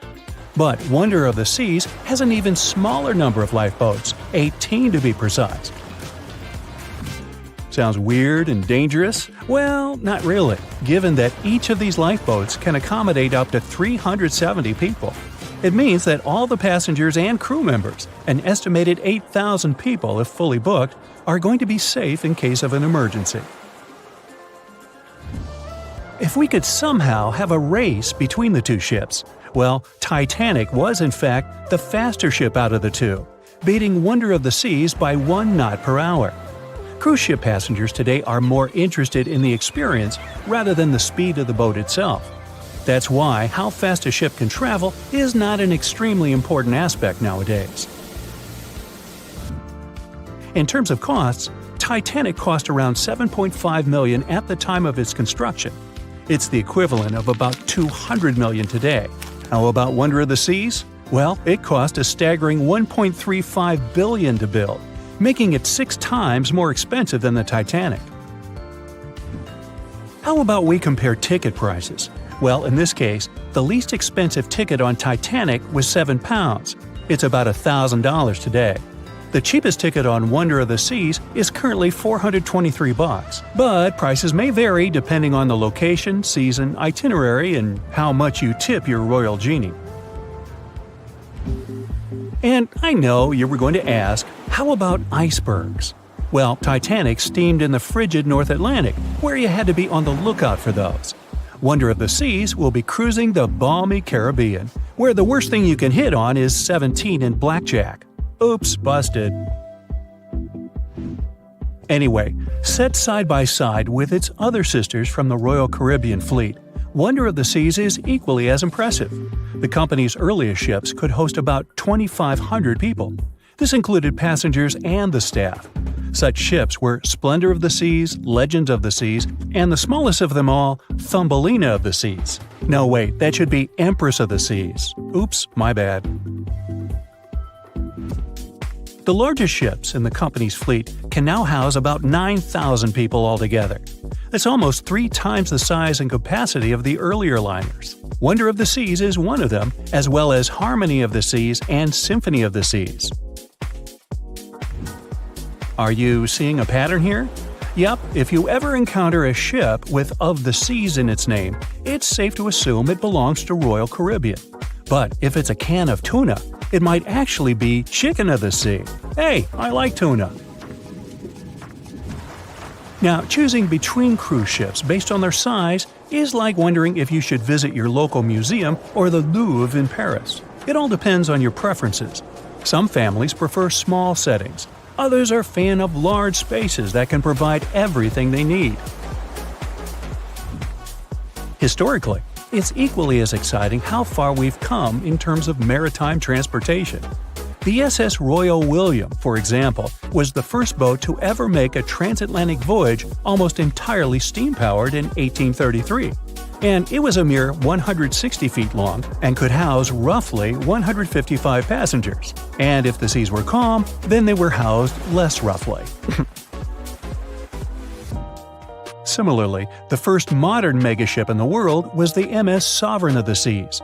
Launched in 1987, it was only 888 feet long and could carry a little under 3,000 passengers. Size and capacity are not the single improvements added to newer cruise ships out there. Recent technological developments in artificial intelligence and facial recognition have allowed cruise operators to ensure faster, smoother boarding for passengers. If, in the past, it took from 60 to 90 minutes for all passengers to board a ship, nowadays, cruise ship operators manage to get people comfortably settled in less than 15 minutes. Now, I'm sure you're already eager to book a ticket, but let's look into some of the more interesting activities you can try on board Wonder of the Seas. This way, you'll know what you're getting yourself into. All Royal Caribbean ships have loads of artworks available for their guests to enjoy. But Wonder of the Seas goes above and beyond, even featuring statues of astronauts in key locations around the ship. You'll find the first astronaut looking through the glass at the promenade, while a second one is busy rock climbing at the boardwalk. The third and last astronaut is more of a movie fan. This statue can be found near the movie screen sitting area. Going astronaut sightseeing is proving to be quite the experience among guests. In the areas with no access to sunlight, Wonder of the Seas features virtual balconies. In case of bad weather, guests can still have a feeling of the outdoors, but without having to hide from wind or rain. Teenagers have a place of their own reserved on the ship. There's a special club with a private hot tub, selfie area, games, and comfortable seating. The inside part of this club features a vending machine, an interesting collection of literature, and tables for foosball. Well, sign me up. April 1912 marked one of the most terrible tragedies in the history of the world. The most unsinkable vessel, the pinnacle of engineering at that time, the huge Titanic, sank. On that dark, moonless night, the ship had many chances to save its passengers. There was another ship just a few miles away that could have saved the Titanic, but it didn't. It wasn't a phantom ship, and it's not some legend or a theory. This is a documented reality. There are records and witnesses' statements confirming this. But why didn't this ship help? Let's find out what happened that night by looking at these events from 3 different points of view. Let's start with the Titanic version. 11:30 p.m. The moon hides behind black clouds. Visibility is bad. Everything is calm on the Titanic.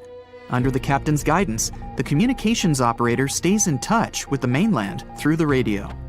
At this moment, some stranger breaks into the frequency, interrupting the operator's communication. It's unclear what this strange man wants and what he's talking about. The operator doesn't try to figure it out. He shouts at the guy, demanding him to disconnect. The connection is interrupted. At 11:40 p.m., the Titanic crashes into an iceberg. The ice breaks the hull. Water begins to flood the lower decks. Nobody is panicking yet. 20 minutes later, at midnight, the ship's crew sends a distress signal through the radio frequency. Few people understand how bad the situation really is. After 20 minutes, at 12:20 a.m., they start lowering lifeboats with passengers. At 12:25 a.m., they receive a response to the distress signal. This is RMS Carpathia. Their captain reports they're already sailing at maximum speed towards the Titanic. But the problem is that the crash site is 58 miles away. This means Carpathia will only be here in 4 hours. At 12:45 a.m., the sinking ship's crew release rockets into the air. These flares are one of the main reasons for the terrible fate of many passengers, but more on that later. 90 minutes later, the Titanic's deck breaks and the ship dives underwater. At 4:10 a.m., the Carpathia finally arrives at the shipwreck location. The crew members make heroic efforts to save all the people, They take 705 survivors on board. At this moment, another ship appears. It's SS Californian. The Carpathia sails towards the New York coast with all the people. The Californian floats in search of passengers and finds nothing but wreckage. The ship was only a few miles away while the Titanic sank into the icy water. The Californian could have saved these people, but did nothing. Its captain, Stanley Lord, made one of the most terrible acts that a sailor can allow. He didn't help a sinking ship. When the world found out about all this, they detested Captain Lord. They couldn't bring charges against him, and the trial didn't punish him. But his career was ruined entirely, as no other ship company would hire him. Despite this, he never confessed he had been guilty. Before he passed away, the captain said it hadn't been his fault. If this was true, then what happened there? This brings us to the Californian version. It's the night of April 14th. The Californian is sailing in the cold waters of the North Atlantic. The ship gets into a section with a lot of icebergs. At 10:10 p.m., Captain Lord stops the ship. It's too dangerous to move around this area, as they can damage the hull. At 11 p.m., the ship starts drifting. It's impossible to move in such conditions with such poor visibility. The captain knows that the Titanic is coming here, so he orders the radio operator to warn the ship about the danger. Radio operator Evans turns on the receiver and tries to contact the Titanic. He spends about 30 minutes on it. The connection is finally established. At this moment, the Titanic radio operator is speaking with the mainland. Evans interrupts this conversation and tries to warn the ship about icebergs. The operator doesn't understand Evans' words. He's annoyed because Evans broke into the channel so brazenly. He shouts at Evans and cuts the connection. Tired, Evans turns off the receiver and informs his superiors about the incident. It's still a mystery how the captain reacted to this news. He probably thought the Titanic knew about the danger. He lets Evans go to bed. If Evans hadn't turned off the radio and waited 1 hour, he would have heard a distress signal from the Titanic. But you shouldn't blame him. At this point, he has no official reason to stay at the transmitter. Evans is too exhausted and can't fight drowsiness. So, Evans goes to bed. The Titanic begins to sink. Its captain sends a distress signal. The operator on board the Carpathia catches it, but the Californian doesn't, since the receiver is turned off. Captain Lord can't sleep. He feels that something is wrong. Meanwhile, the Titanic is rapidly sinking under the water. The captain gives the order to launch rockets into the air. And here is where one of the critical mistakes takes place. They release warning lights, but they are not red. The crew forgot to take red rockets on board for some reason, so they lit up the sky with a bright white light. If you need to send a distress signal, you need to release red lights. Captain Lord sees these lights, but doesn't perceive them as a cry for help. It can't be that there are no standard red rockets on such a massive ship as the Titanic. But, unfortunately, it can. Captain Lord thinks the Titanic is sailing away. Perhaps there is some unknown reason behind those white lights, but he doesn't really know. So, Captain Lord has no idea that the Titanic is sinking. He still decides to contact the ship, but this time, not through radio communication. Captain Lord doesn't wake up the radio operator and sends a signal to the Titanic through a signal lamp. It's important to understand that many old-school captains didn't take radio communication seriously. They didn't understand the value of this technology. That's why Captain Lord doesn't wake up Evans. He sends light signals, but the Titanic doesn't respond. Many survivors later mentioned seeing the flashing lights of the Californian, but there was nothing they could have done. The ship's crew doesn't hear their cries for help. At 2:20 a.m., the Titanic completely goes underwater. A little more than 2 hours later, radio operator Evans wakes up and turns the transmitter on. He hears many rescuers talking about the sunken ship. Evans understands everything. He reports this to the captain. At that moment, the Californian immediately heads to the wreck site. They meet Carpathia there. With the survivors on board, it sails towards New York. The Californian stays sailing and looking for people. They find nothing but wreckage. The Californian returns to the mainland. The news about the ship that could have saved the Titanic is spreading all over the country. The trial begins. Captain Stanley Lord and the crew tell their version. They say their ship had been standing still. Many people don't believe them, and some of the surviving passengers claim to have seen the Californian sailing by. Still, the judge declares them innocent. 1962. Captain Stanley Lord is a very old man. He calls a notary to confess something. The captain makes his last remark about this case. He swears he's not guilty. But if it wasn't the Californian sailing past the Titanic at that moment, then what? The Samson theory could answer that question for us. The sealing ship Samson is sailing in the cold waters of the North Atlantic. The crew aren't sleeping. They carefully study the surroundings, but not because they're afraid of icebergs. They're scared of meeting with the U.S. Coast Guard. The Samson ship's crew catch seals, which is illegal. At 12:45 a.m., Samson's captain sees white signal rockets. The team is sure it's the Coast Guard. They turn off the lights and sail away.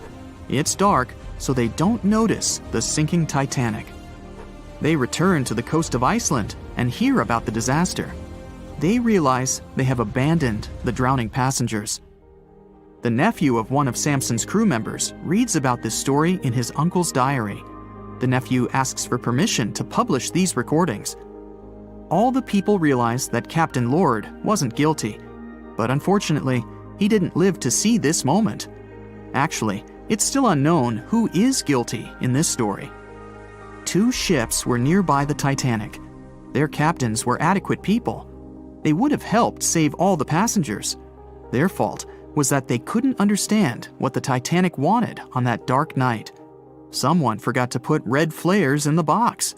This small but fatal detail was one of the leading causes of the tragedy. The Bermuda Triangle is one of the most heavily traveled shipping routes in the world. Some skeptics believe that this fact solves the Bermuda Triangle mystery. Statistically, the busier the area, the higher the frequency of accidents and disappearances. While this makes sense, it's not the frequency of disappearances that's responsible for the mystery of the Bermuda Triangle. It's the lack of explanation or wreckage found.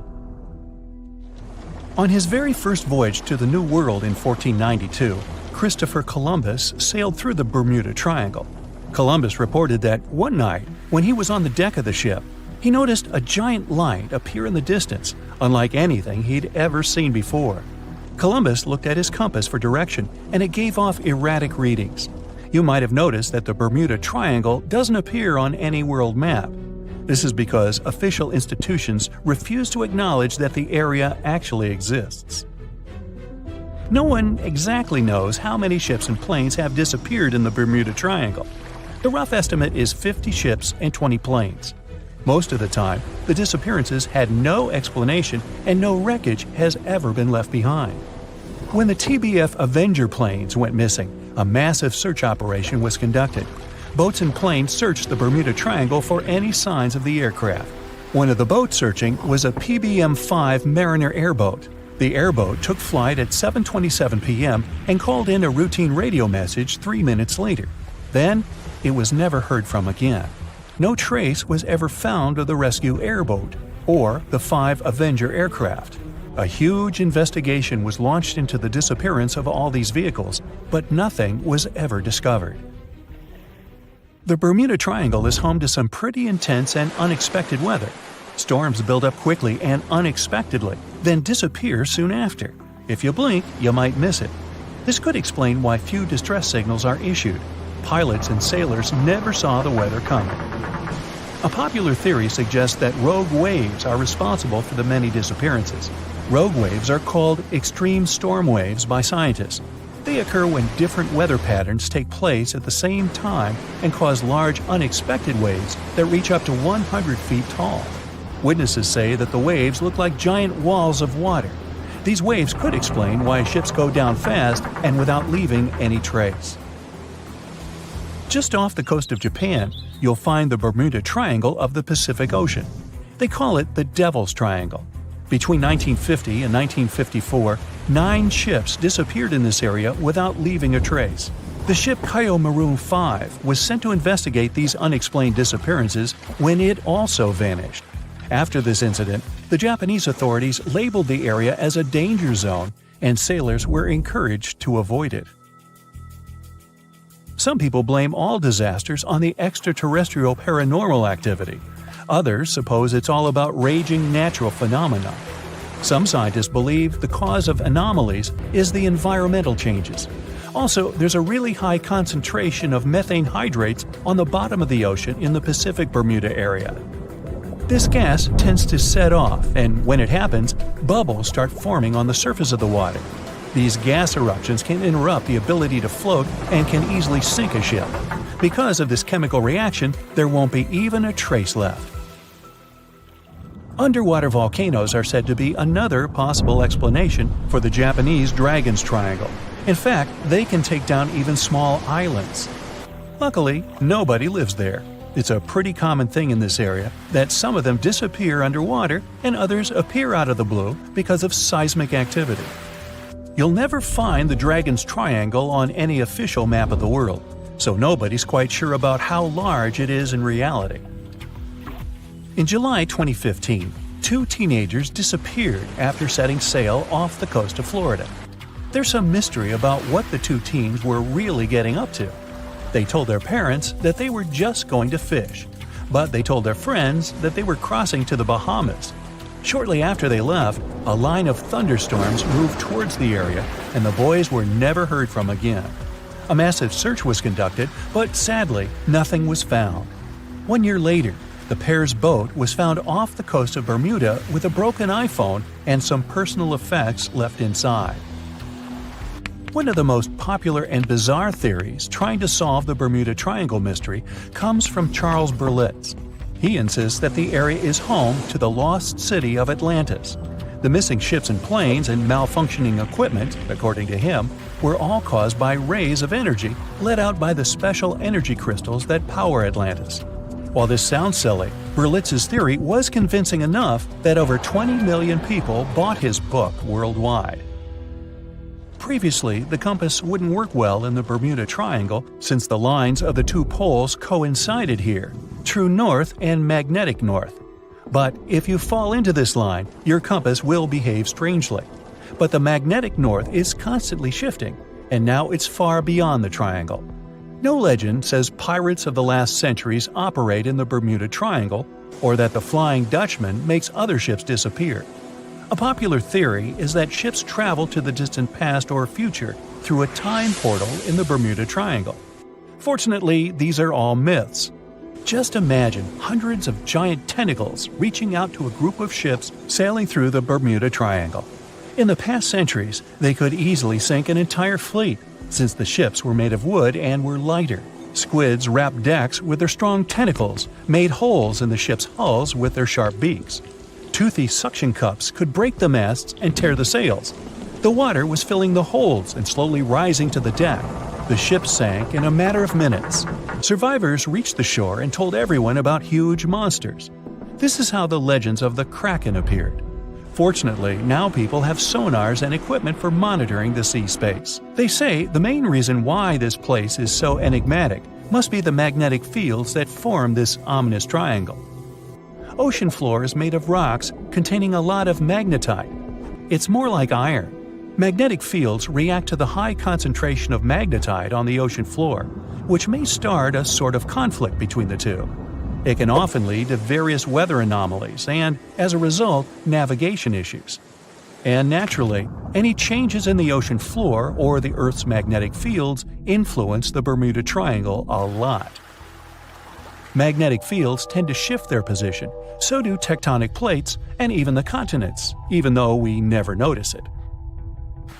The skies are usually very clear there, but back in 1883, some people witnessed abnormal things in the area.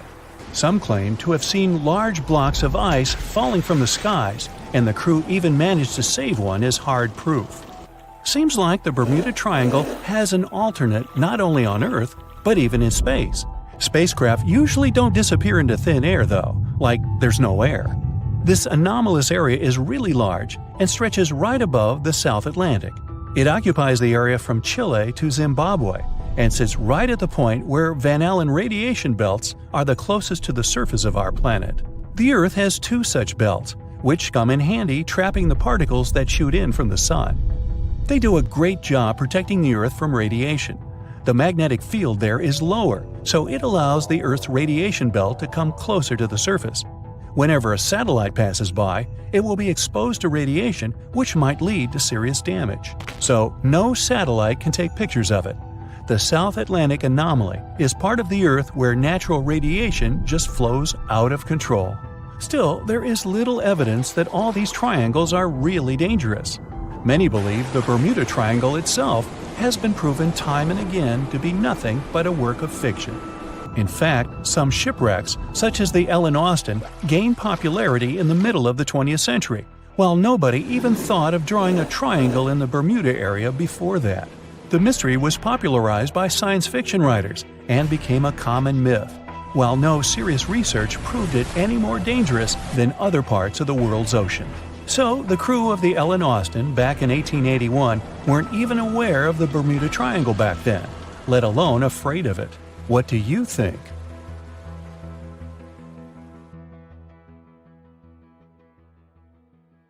The Megalodon was the biggest shark to ever live.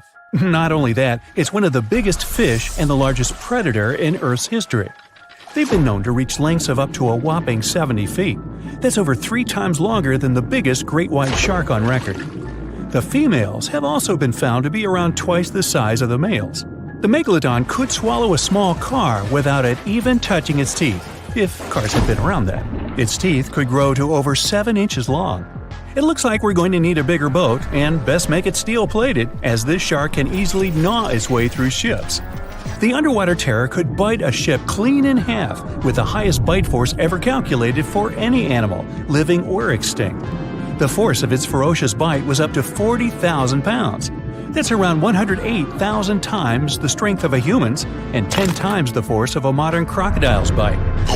Its chomp is so strong that it makes the T-Rex's bite look about as powerful as my granny's after she's taken her dentures out. In fact, the Meg was so big and powerful that it had no natural predators. It was the uncrowned king of the seas, swimming freely from ocean to ocean. This cosmopolitan creature was found all over the world, from America to Europe and Australia to Japan, assuming there were countries back then. Meg fossils have been found on every continent except Antarctica. Everybody skips Antarctica.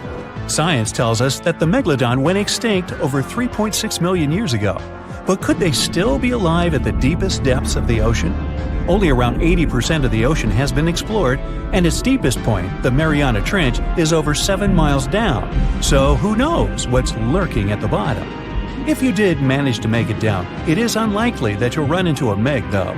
The sharks, like us, preferred warmer coastal waters. Deep ocean living would be too cold for the beasts, and food would be scarce. Their entire bodies would also have to evolve to avoid being squished by the enormous water pressure down there. It's unlikely they're still around, but not impossible. Some good news, if you do run into one, is that the shark is pretty unlikely to eat you. You are way too small a meal for the Megalodon, even if you have a couple of friends with you. This guy eats whales that are over 50 feet long. If you're having a beach party, though, it's a different story. In a beach full of swimmers, the shark very well might creep up, scooping several humans into its giant mouth without even chewing. But wait, let's rewind. How does the shark take down a 50-foot whale? It first bites off its fins, making the whale unable to swim away. It then casually munches it down piece by piece. Because of their size, sharks had to consume over a ton of food every single day just to sustain themselves, like me. All that food made the Megalodon extremely heavy. They range from anywhere between 50 to over 100 tons. For context, that's around the same as 7 to 16 adult male African elephants. To fit all this food in, their jaws had to open pretty wide. A Megalodon's jaw could span 9 by 11 feet wide. That's easily big enough to swallow 2 adult humans side by side. The fearsome name Megalodon comes from 2 Greek words, mega meaning big and odont meaning tooth. So combined, they mean what? Big tooth. And it certainly lives up to its name. Just one of its chompers is the same size as a human head. It had 276 humongous teeth in total across 5 terrifying rows. In all of history, only a couple of saber-toothed cats and the T-Rex had consistently bigger teeth. Now that's a showdown I'd like to watch. The megalodon vanished millions of years ago, leaving only huge teeth to be found by modern archaeologists. They literally disappeared with very few traces left. Scientists believe that over time, sea levels dropped and the ocean temperatures went down rapidly. Over a third of all marine life was wiped out as the oceans cooled and a number of animals at the bottom of the food chain plummeted. This had a catastrophic effect on the hungry predators at the top. Sorry guys. It became way too cold for these sun-loving sharks too, which made it difficult for them to reproduce since they gave birth in warm waters. The megalodon is usually described as a sort of giant great white shark, but this is just a common myth. In fact, the ancestors of today's great white existed at the same time as the Meg, but they weren't best buddies and were even in competition with each other. The great white shark was a better hunter, using its smaller size and agility to snap up the Meg's prey quickly. They were also known to eat Meg pups, who were only half their size. This didn't help the whole extinction thing. Even infant megalodons were huge, coming in at just under 7 feet. While a great white was no match for an adult Meg in a head-to-head fight, they sure weren't scared of stealing their food. This only left the bigger fish and whales for the Meg, but its food supplies began to run out as the whales swam to the cooler new seas. The whales adapted to prefer the colder temperatures, leaving our friend the Meg behind. The megalodons either starved or were frozen into extinction by the Ice Age.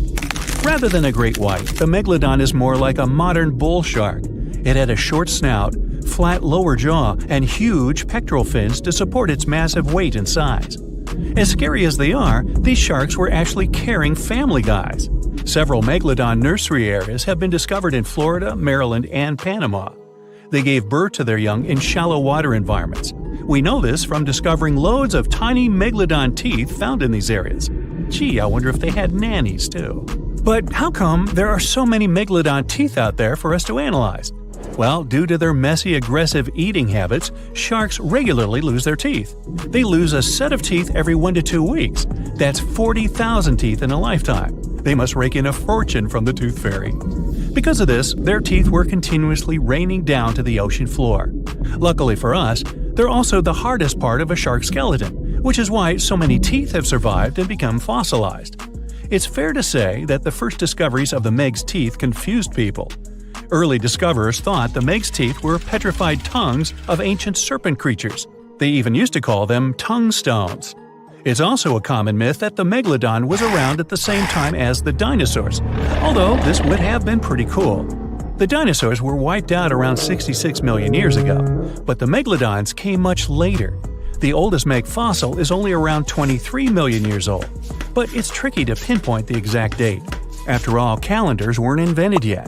They became extinct way before humans even evolved. The earliest Homo sapiens, which is a fancy name for the first humans, emerged about 2.5 million years ago. But what if the megalodon shark didn't go extinct? Whale populations have dropped drastically since these guys were last around, so there'd be way fewer whales for them to chomp down on. Whales have also gotten a lot smarter and learned new defensive moves, making them way harder to take down. It's estimated that they ate around 12 tons of food each day. If they were still around and eating that much, they'd be forced to eat smaller fish, and there'd be barely enough big fish for us humans to survive on. The naughty megalodons would also be able to track fishing boats and steal the fish that they worked hard to collect. It's safe to say we'd see a lot less fish in the aisles of your neighborhood supermarket. As our ocean temperatures are heating up again, the sharks would also thrive and reproduce faster than ever. There'd be more and more of these giant eating machines in the water, reducing our fish supply even more. It would also cause massive problems for cargo ships and cruising vessels. Imagine coming into contact with one of these bad boys while you're sunbathing on the deck. Even beachgoers would be hard hit. Megalodons give birth in shallow waters, so many of our favorite beaches would quickly become dangerous shark nursing grounds. Hey, where did that beach volleyball game go? They were playing just a moment ago.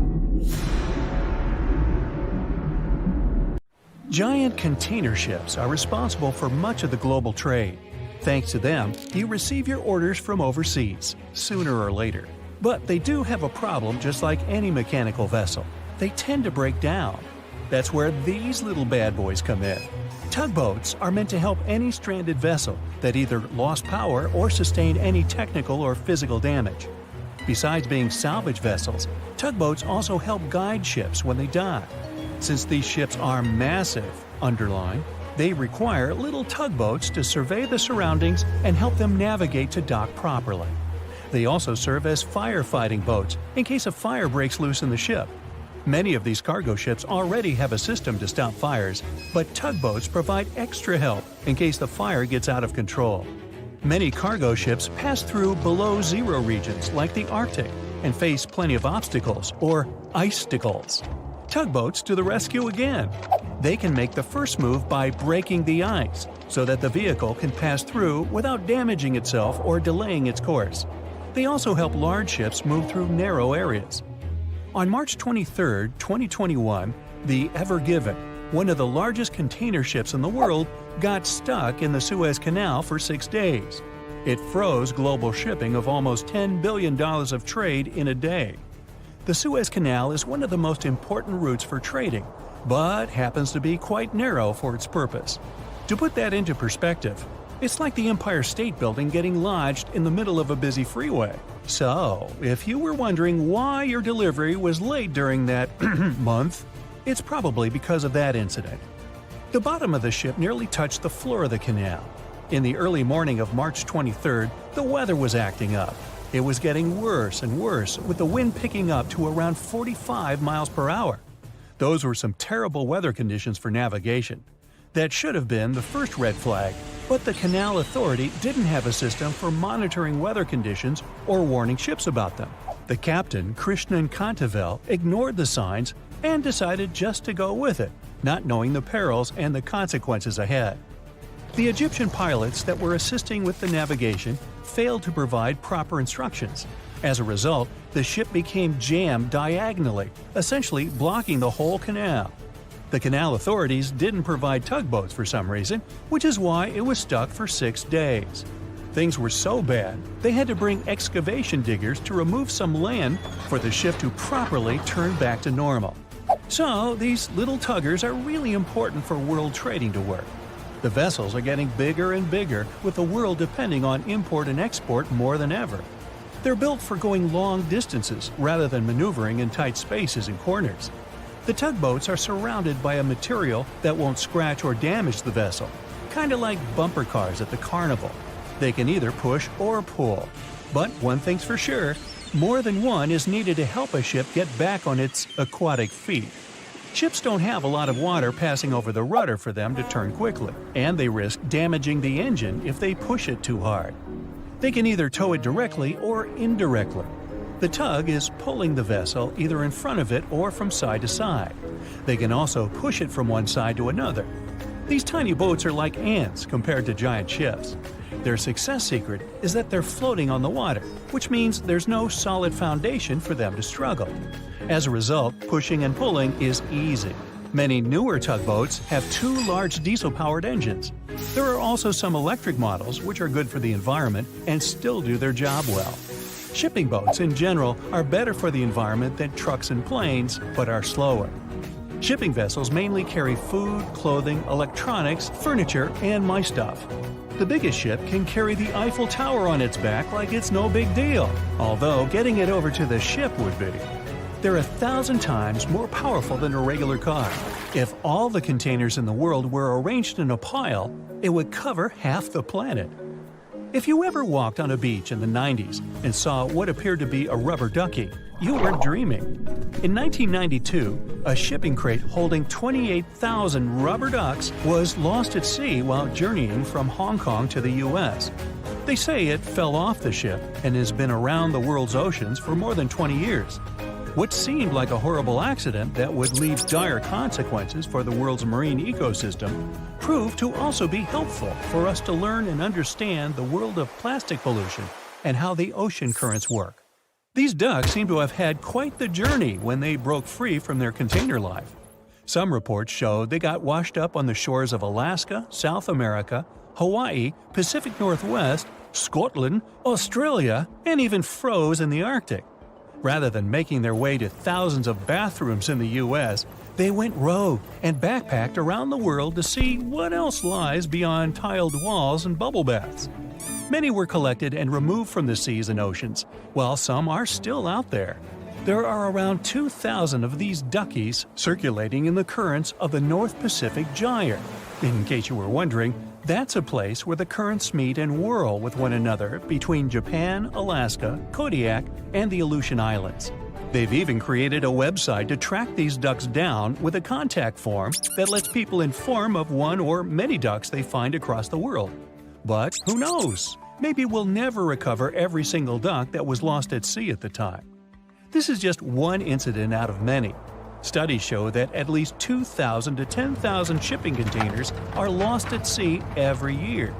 Many containers that do slip off and fall into the sea don't always sink to the bottom. They're floaters. On the downside, they don't float high enough to become colorful islands that are easy to notice. They float like icebergs, with just the top of the container showing, which means that any passing ship or boat won't see it from above. If they pass through it, then significant damage can happen to the ship. They can't stay floating forever, so they end up sinking after many days of being suspended in the open water. Some people have even seen shipping containers washed up on shore after being stranded at sea. These bad boys have been made to last for a very long time. If you take proper care of them, the life expectancy of each container can stretch for more than 20 years. It's pretty amazing that they travel all over the world and are filled and refilled with new items many times. They go through all sorts of weather conditions and have to survive in different climates. Many modern houses are made out of retired shipping containers designed with a nice aesthetic touch. Shipping container houses provide the exact same living conditions, except they look cool. Besides looking cool, they're economically friendly compared to regular houses. You can save plenty of money with the structure pretty much halfway done. All that's needed is just a little foundation and a few adjustments here and there, and boom, you've got yourself a house. You're also doing the world a favor by contributing to the environment. Those homes are recycled containers that have just been refurbished and polished for anyone to live in. They're good enough to live in freezing conditions and scorching weather. The industry is booming, so you can have your new home delivered to you within 10 weeks. You can customize it before they build it for you. It's easy to transport since it's not heavy, it's just bulky. You can predict your cost without the surprise payments that might follow. Many of these containers start their journey in a steel yard and travel all over the world. And in the end, they retire in a nice piece of land and host families that will get to be a part of their history. Wow, I can hardly contain myself. Ships and planes disappearing without a trace. Passengers never seen or heard from again. Reports of strange lights in the sky. No, these aren't scenes from an upcoming Hollywood blockbuster, but some of the strange occurrences reported for over a century in an area ominously dubbed the Graveyard of Lake Ontario, also referred to as Canada's Bermuda Triangle, or the Marysburg Vortex. It stretches across a portion of Lake Ontario from Kingston to Prince Edward County in Canada, and down to Oswego, New York in the US. The tales about this area can be as chilling as the frigid lake water on which they took place. The most unsettling story involves the schooner called the Bavaria. It was 1889, and the ship was being towed across the lake. Rough waters severed the tow rope, and the Bavaria floated away. Luckily, the schooner was later found safe and fully intact. But there was one thing missing: the crew. Not a single person was found on board. What makes the story even more bizarre is that the dinner table was set, a loaf of bread was discovered, freshly baked, and the captain's money and his papers were fully accounted for. There was even a pet canary happily chirping away, as if nothing was amiss. What happened to the crew? We may never know. And this was not a unique incident. Just over a decade later, in 1900, 3 ships, the Annie Minnis, the Picton, and the Acacia, were sailing across the lake, but only 2 would make it to their final destination. The third one, the Picton, was speeding ahead of the others when it simply vanished.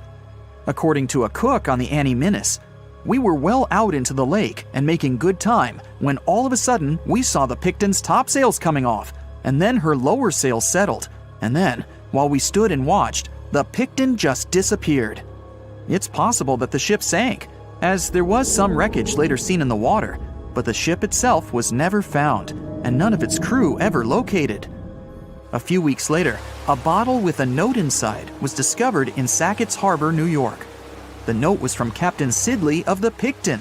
"Have lashed Vesey to me with heaving line, so that we will be found together." Vesey was the captain's 12-year-old son. The note creates more questions than answers. If the witnesses were correct, the ship's disappearance was quite quick. When did Captain Sidley know he was in danger? Why not signal for help if he had any warning? And when did he have time to write a note, bottle it, and tie himself to his son? It truly is a mystery. And it was not just ships that ran afoul of the strange forces in the area. Planes also struggled to make it through in one piece. In 1975, Ron Scott flew out from the Picton Airport in his Cessna 172. As he entered the Marysburg vortex, his plane banked to the side. For several seconds, he was unable to right the plane, but once he did, the same force banked him to the other side. Again, he was stuck there for a few seconds, unable to control his plane. A skilled pilot, he had never experienced anything like it before. He was certainly luckier than Royal Canadian Air Force pilot Barry Allen Newman. Newman was at the same spot back in 1952, when he lost control of his jet and crashed into the lake. To this day, his body has not been found. In total, over 270 ships and at least 40 planes have met a tragic end in this area. And adding to the mystery, sometimes people report a series of bright lights or orbs, or a dark ship hovering in the sky. These are even harder to explain. Witnesses willing to report them are adamant they are true. Sid Wells said he watched a strange shape like a multifaceted diamond slowly spinning in the sky, and then it just disappeared. Others claim to have seen it too. Of course, the Marysburg vortex is just one of several places around the world known as vile vortices, a term coined by biologist and writer Ivan T. Sanderson. He discovered 12 other equally spaced areas on the surface of Earth where funny things happen. The best known of these, of course, is the dreaded Bermuda Triangle. Situated in the Atlantic Ocean between Bermuda, Florida, and Puerto Rico, it has been blamed for the disappearance of thousands of people. They went in, on boats or in planes, but they never came out. Even the explorer Christopher Columbus experienced the mystery of the Bermuda Triangle during his first voyage to America in 1492. He said the compasses pointed in the wrong direction, the sea levels seemed to change dramatically, and he even spotted strange lights in the sky. In 1918, the USS Cyclops, which was one of the US Navy's biggest fuel ships, disappeared there. Since the 309 crew members were declared lost at sea when the Cyclops vanished, it's seen as the largest loss of life in the history of the US Navy in a single incident. At the time, the weather was good. The one message sent that day from the ship indicated no issues or concerns, and a distress signal was never sent. A thorough naval investigation followed. Its conclusion? Many theories have been advanced, but none that satisfactorily accounts for the ship's disappearance. In other words, the investigators were stumped. There's also the Dragon's Triangle, located in the Pacific Ocean. The most disturbing story involves a group of Japanese vessels that disappeared in the 1950s. When researchers were sent to investigate what happened, they too disappeared. In each case, it's impossible to truly know what occurred, and it's easy to get caught up in stories of giant sea monsters lurking beneath the waves. Who doesn't like a good scare? And Sanderson was willing to accept the possibility of such stories being true. He believed the vile vortices that he studied could be explained by anything from a wrinkle in the space-time continuum to magnetic abnormalities to underwater people. Of course, Sanderson was not only a huge fan of strange places, he also wrote about strange creatures like Bigfoot and the Loch Ness Monster. His skills as an impartial scientist are questionable, though. In 1948, he claimed that some three-toed footprints found at Clearwater Beach in Florida were proof of 15-foot tall penguins, arguing that they were impossible to fake. In 1988, Tony Singerini revealed that he and his friend, attaching some cast iron feet to his high-top sneakers, were behind the giant penguin hoax. So maybe Sanderson isn't the most reliable source after all. But there are also some very compelling and wholly natural explanations. Let's look specifically at the Marysburg vortex.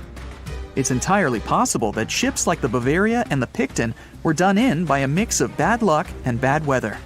Unsettled weather is certainly not uncommon on Lake Ontario, and flash storms on the open water can prove dangerous to the most skilled sailor. And even today, with advances in weather forecasting, we get it wrong all the time.